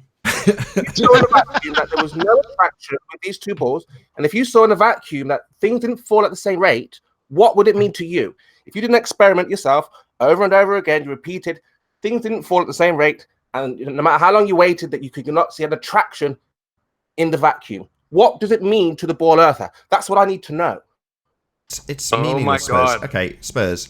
If I ask you why on an air hockey table the puck levitates all the time when you apply the air to it, yeah? Does it matter? Is it a natural phenomena of air hockey? That's not the point. I just want to know Just what answer my it question. means to a ball Just answer my earther if question. they see- Spurs, please, just play along. Just answer my question. If I ask you to explain any effect of that puck in it's levitating, let's be honest. If I ask you to explain anything to do with that levitating puck, would you ever consider it necessary in the natural world to explain that as an effect? No, not if I had a presupposed idea. They have already a presupposed. They've been indoctrinated. So again, Okay, Spurs, this is a back and forth. I get it. Spurs, No that's your one's told you rebuttal. about levitating. Spurs, that's your rebuttal. They've already got a presupposed idea. Okay, now I'm going to tell you that I'm of such a religious position that I believe that men can levitate. It's very, very rare. You've got to be very, very enlightened. And my example of it is going to be about the natural phenomena of levitation. Yeah? And it's going to be using apparatus akin to, it's not going to be an air hockey machine, but the principle will be the same. But I'm going to use that to explain the natural phenomena of levitation. Is that acceptable? Yes, I saw it on the telly. Not you, Well, Arwen. again, to the Spurs. ball earthers, again, if you spend time with the ball earthers, you'll realize that they go with consensus. So it doesn't matter what one person says. You could say, well, I understand levitation like this. The person would say, well, what does everybody else think? What does and you would say, well, I don't care what everybody else thinks. I only care about what you and I think, right? I get all of that. I've done it deliberately. But I'm trying to find out I know, You Spurs. haven't had an answer. I know. That's why I led you this way. Arwen, I'm trying so bloody hard here with Spurs. Sorry, it's just Spurs. I've led you down a path that has me alone with this religious belief in levitation. No appeal to consensus. It's me and my religious belief in levitation. Now, when I quantify it with an example and an experiment, it's going to be using akin to air hockey-like demonstrations of levitation. Now, what I'm asking you is it reasonable for me, the one with a religious belief in levitation, to assert that an air hockey machine is a natural phenomena to make my example with?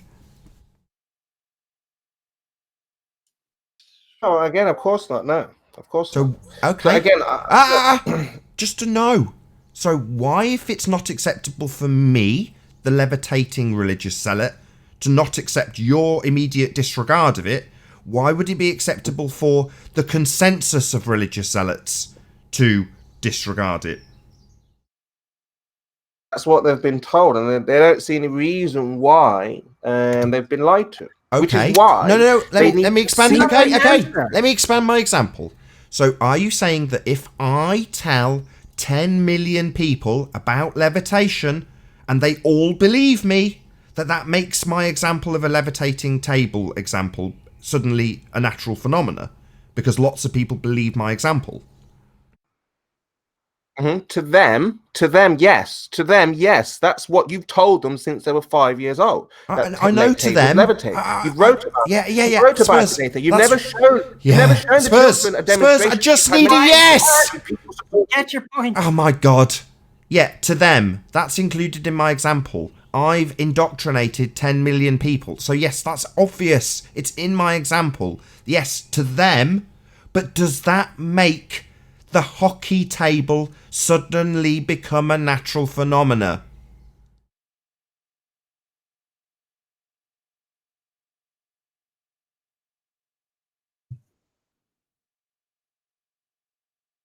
I'm gonna make my tea because this is look. You're trying to. Yes We're or getting no? it's an argument we agree on. Yes or no, Spurs, And Schemo, we you agree. freaking red herring salesman. Can't you just freaking answer a question? You better answer him, fundamental Spurs, things, like because no Arwen is teaching. going to have an embolism. Look, you have to get a ball earther to answer this. I can't answer. You should be saying this to a ball earther. I'm asking you, Spurs. I'm asking you. I'm asking you, right? I have just... just let me give you my example again, Spurs. Why is it that you're rumpusing the crap out of me when I'm trying to help you? Literally, I'm trying to help you here. I'm trying to help. And you don't want it. You don't want it, Spurs. You don't want help. I'm trying to explain to you that you have said no. No, the hockey table doesn't become a phenomena just because I've asserted it so with a religious belief. Now we've moved on to me indoctrinating 10 million people into the same belief as I have. So when I say the hockey table is an experiment, yes, I don't need you to confirm this. I already have made it in my point that the 10 million people I indoctrinated also believe what I say. But for you, Spurs, does that change the status of the hockey table from non-observed phenomena, not natural, to suddenly becoming a natural phenomena? Yes or no? Obviously, no. Obviously, we know this. I'm not arguing this point. Am I? I'm not arguing about that. I've said it a million times. I'm stepping into their world to beg the question, to see how they respond, to seeing what they've been told about levitating tables. If we actually see a table that doesn't levitate, how do they respond? That's what I want to know. That's it. Spurs, you've missed the bit where I conceded that they've been brainwashed into believing what I tell them. Regardless of you saying, right, if the reality is that the hockey table's not a phenomena and never will be, yeah? You're saying, but if I accept that it is and then try and figure out why they accept it, you're saying, well, if I just beg the question, what that means, Spurs, is automatically assume the outcome. So you're saying if I automatically assume levitation is true and then try and figure out why the experiment is wrong, you are automatically failing the moment you beg that question. So you're saying, I want to understand levitating religious zealots. I disagree because I've seen Rumpus's response when he didn't see things fall at the same rate. Their response is different. I don't think you're getting this. They believe in the paper because the paper backs up an experiment. That's why they believe the papers. They've never seen the experiment. So once you show them the experiment, they're like, there must be something wrong with the experiment. Yeah, I know what you're saying. Right. I get it. I get it. You're saying once you accept that levitation is real and you go into their understanding that it is absolutely a real thing, and then you show them a hockey table that doesn't levitate, how do they react? They all are amazed. Right. But does it change fundamentally their religious belief? No, Spurs, because it doesn't attack the actual issue. Because then they have to think, well, if there's no force, then what is all of this? What's going on? You know, if there's no attraction, you know, they have to revise everything. Like, everything has to start again. You know, if there's no gravity, as we've been told, not a force, and there's no attraction, well, then what is it? No, they know that now there's not a vacuum in space. You're an enabler. You're enabling religious zealotry. Exactly. Why don't you stop expose the religious fanatical zealotry and then move on? Because you're not going to convert fanatical religious zealotry. It's not like that. It's not like God, where you say, well, okay, let's try and I can show you that God is not real. We can show that this force is not real. There's no real forces. Can anyone show that God is not real? I can't stand this. It's driving me mad. It's driving me mad. He's now equivocated, right? God with a fundamentalist religious belief. It's just outrageous.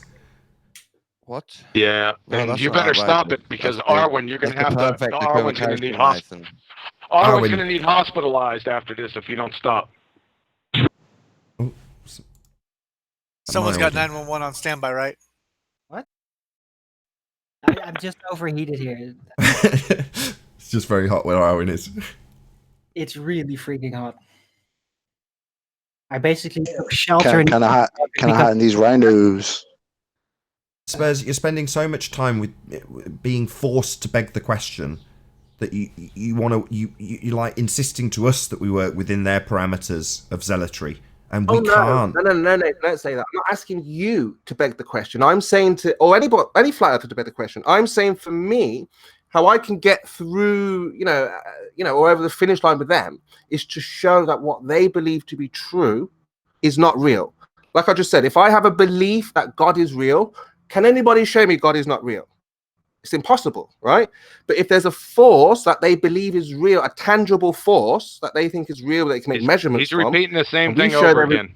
I know. It's just verbal. It becomes the claim 5 times. To explain the displacement, okay?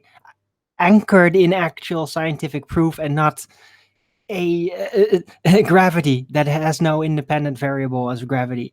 So, yeah, you can explain it, Spurs schema. Well, don't worry about it. Hold on. Before everyone gives their treatment and therapy advice, I want to give mine. It's going to be real short. What you do, you have to get them alone, right? And then you need 10 people to jump on top of them. And because the religious zealotry is dug in like an Alabama tick, you got to hold them down, and then you got to get a fork, right? And somebody's got to get in there and dig that tick out. I like That's his what you idea. got first. Then start the conversation after that. That'll be $50, please. But that only really works if it's squad mates. If you're going to do that with a stranger, that's going to yield some nasty results. This analogy, Spurs, is you saying, what I want is to go into the tick-infested environment, get ticks, and then figure out from there how to deal with them. Well, Chemo's more enlightened on this whole subject than you for doing that, Nathan. So, do you not think I compare it to the movie They Live? You know, John just said, stick a fork in them, and gouge out this virus or whatever it is. And I compare this to the movie They Live, when the guy was trying to get the other guy to put the glasses on, He was like, just no. So they had a fight. He was trying to physically force the glasses on the guy. It doesn't work like that. It doesn't work like that. People need time to process, to realize. And like I said, the more you shout at them, the further they regress. They go back and they just think, no, you know, that's not how you would go about a conversation anyway. If you were trying to tell me the truth, you would work with me. These ball earthers want you to work with them. So that if that's the case, fine. Let's get a Cavendish. Let's get a vacuum. Let's see what you believe. Now, Oh my goodness, there is no he's getting a force. vacuum Fine. again. Why is Now it what? fine to get into their neurotic behavior? Just accept that. I'm trying to help. I'm trying to get them out. I'm trying to get them out. You can't get them out. You can't get them out by going along with it. Hold on. You can't You force know them out. anything about psychology? Okay, if somebody's neurotic, what you do is you don't allow them to just do it because it'll get worse, actually. Yeah, you're enabling them. Or they'll pull you Hold into on, it. just 1 second. Just 1 second. He's an Just 1 enabler. second. John, can you disconnect and reconnect? Your mic's terrible. I have to disagree. Ball earthers enable each other. What flat earthers do, whenever you're talking to a ball earther, they know in the back of your mind that you don't believe them. So, you know, every time you speak to them or when they speak to us, we're on guard, right? Are they trying to trick us? Are they trying to set us up, corner us? So you're always on, you know, on an attack or defense situation. There's never a relax where you accept, oh, okay, they believe there's a force. It's not enabling at all. I think the ball earthers enable each other, and that's the support that they need. They need, oh, yeah, there is a force. Oh, yeah, there is a force. Oh, yeah, there is a force. That's the enabling part of it all. When we're trying to, well, I would say I'm trying to look at what, you know, a different aspects, a different way. It's not enabling it in any way at all. Enabling it would be allowing them to believe this without questioning. So I'm questioning their beliefs. It's pressure, right? Stressful for them. Oh, you know, I have to explain a force. Oh, you know, I know you don't believe me, and I have to explain something that you don't believe me already. You know, so it's very difficult for them to do. So there's no enabling each other amongst the, like we would might enabling each other and flat earthers. You know, oh yeah, you know, we have, you know, what we kind of do.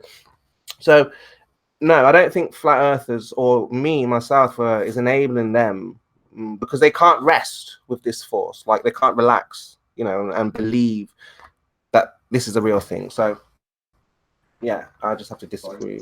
Why can't they relax? Why can't they relax and rest and just be easy with their ball? Why are they in this discussion if the notion that they don't live on a ball bothers them that much? That's my question. You've got Menace here. I've been trying to ask him. Is he here? Menace to sobriety. Are you here? Before you establish that, can you hear us now, John? Can you just check your mic's okay? Because you can. Hopefully, it's. Yeah, is it okay? Perfect. Whenever you're ready, just let me know because all I'm waiting for is your presentation. And then I'll round out this after show. Yeah, it's about 5 minutes.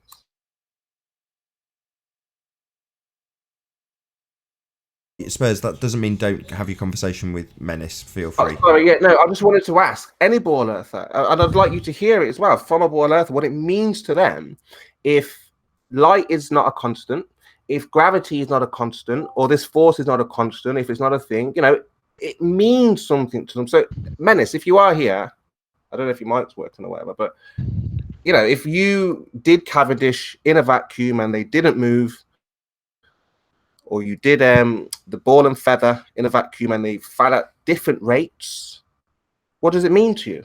What does that tell you? I don't think he's here. He's given up. But that's the kind of thing yeah, sorry, go on. He's given up, Spurs. We give up. Yeah. But that's what that interests me to know. Because, like I said, Rumpus was horrified when he saw that the things didn't fall at the same rate. He's made every excuse under the sun. So I would like to know if Rumpus did his own experiment. I'm sorry to overtalk you, but you know, Spurs, I'm sorry to overtalk you, but you said Rumpus. This is a person that said air is not the atmosphere. Now, are you going to be able to discuss any subject of any complexity after that? I mean, beyond how's the weather? Right.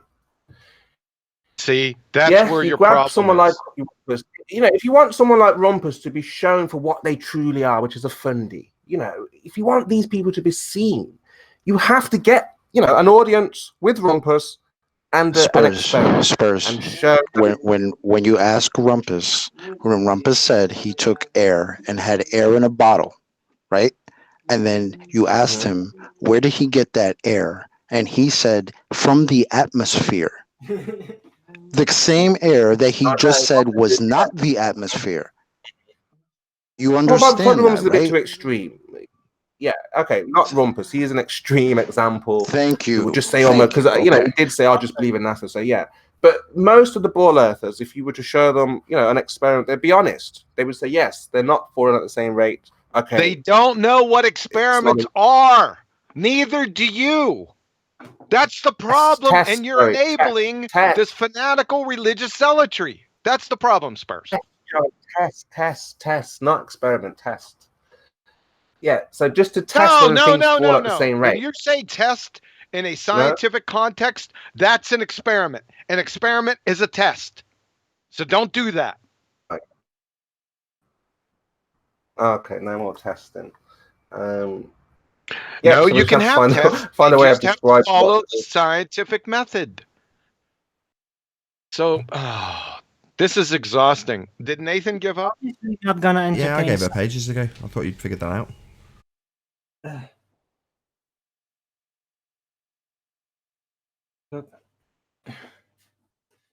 I mean, I'll summarise for you again, Spurs, if you want to, but I'll mute now anyway. Dealing with zealots, they're going to adhere to their belief regardless of what you say. The way to end this argument in regards to Cavendish is to assert the obvious. There is no phenomena. That's it. Yes, the Reverend John Michel Cavendish. Don't forget about that. Thank you. Is there any more? Will Rumpus sing into you if I put John up for his presentation? Please, John, go. I'm going to try to keep it as short as possible. This should be quick. Okay. Hold on, John. Go ahead, Arwin. I think in general, Spreskimo, you're highly underestimating the tenacity of this religious belief. You're underestimating it, comparing it to more average mental issues. It's not. It's much more enforced. Most mental issues aren't generally enforced, except maybe by advertisement or anything in that regard, but they're still recognized as problems and you can seek out help for it. Well, try to find some psychological help for ballers, for ball belief religion. That's not going to happen. So it's so much more difficult to deal with it. And you can't just treat it like it's any other mental disorder or anything. It's way too reinforced. That's it. Sorry. Thank you, Arwin. Any more for any more? I'm going to take that as a no. Woe betide anybody who interrupts you, John. All right, Tip, you got my screen up? I have. So we have a new kid on the block. Name is Brian Peck. Yoo-hoo, Brian Peck. Peckerhead. The Life of Brian Peckerwood. He's the new bozo over on Jose Retard Show that challenged Anthony with, guess what? Time being an independent variable. That buffoonery. Now, I have a certain level of contempt with the rank and file knuckle dragon spinning space monkeys, but there's a special place I have reserved for your ilk, sir. Alleged intellectuals. All that in a bag of chips. In this case, a self-professed internal medicine doc. Sir, you're going to wish you never said that, Peckerwood. Where'd you get that mail-order degree from, clown? Tuco Community College in Tobago. You compromised yourself the instant you opened that incoherent pie hole of yours, dumbass. So let's go over this for like the 25th time. It's not only particular to you because all you knuckleheads believe this crap. So, viable independent variables must satisfy 3 criterion. Number 1, it's your presumed cause. You see this one right here. It's not just vary and manipulate it, although that's one of the criterion. Number 2, the researcher must be able to vary and manipulate it. And number 3, the independent variable must demonstrably exist before you use it in an experiment. All 3 criterion must be satisfied, not just one. You see this? So, height, depth, width, length, distances, and time are not viable independent variables. Let's go through a couple of them, and then I'll concentrate on time here in a second. The submarine was crushed at a depth of 10,000 feet. Did depth cause the sub to implode, or was it pressure? Number 2, the gentleman was so obese he measured 1 meter wide. Did width cause obesity, or was it laziness combined with excessive caloric intake? Now, on to time. Over the course of the night, the sun suddenly appeared above the horizon. Did time cause the sun to appear above the horizon? Does time cause the difference of scores between the first and third quarters? Did time cause the dough to rise? Does time cause the new roof to appear? Does time cause gravity? Or can we just think of it as time? Did time cause the universe to poof itself into existence from pre-existence? You see how silly these are, Peckerwood? You silly wabbit.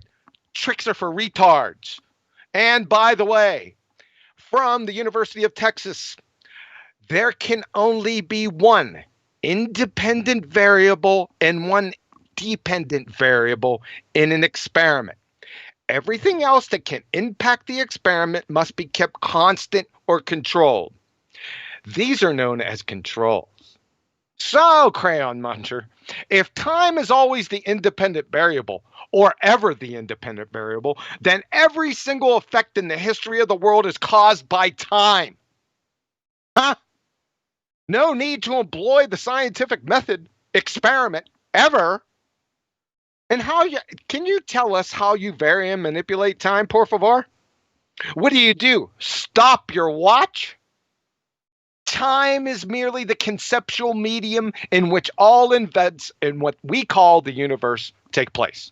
You can't physically vary and manipulate concepts, retards.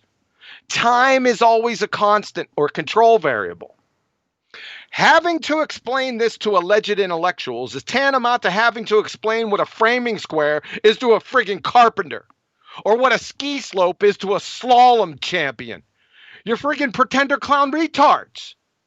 Please return to your true vocation, picking up cans alongside of the road. Supervised. Thanks for freely demonstrating. And P.S., Mr. Internal Medicine Doc. So what treatment do you offer your patients in Shangri-La, Dr. Peckerhead? Time? Well, ma'am, your hemoglobin A1C is 12. Don't worry, love. It's just time causing that. Here, take this watch and call me in 6 weeks. You friggin' bozo! I'm calling you out, Peckerwood. Come on over here. Nathan will not get involved one iota, save for moderation, PRN. If he does, then the debate is forfeited. Time for you to reap the whirlwind, Peckerhead. I'm going to leave you with that just pumped the neighbor's cat look on your face. And special request, can you have your grandparents, parents, husband, and friends and peers attend? Because I'm going to get medieval on your dumb ass. That is all. Thank you. And with that, I'll say a huge, massive, enormous thank you to all of you who've tuned in on the Nathan Oakley premiering stream for hopefully smashing the super chat, liking, commenting, sharing, subscribing, and all that good stuff. Be sure to check out nathanoakley.com and the Flat Earth Debate Forum, which you should definitely join. A massive thank you to all of today's debating panel for making this debate possible. I've been Nathan Oakley, and I'll see you all in the next video. Oh, what a day! What a lovely day!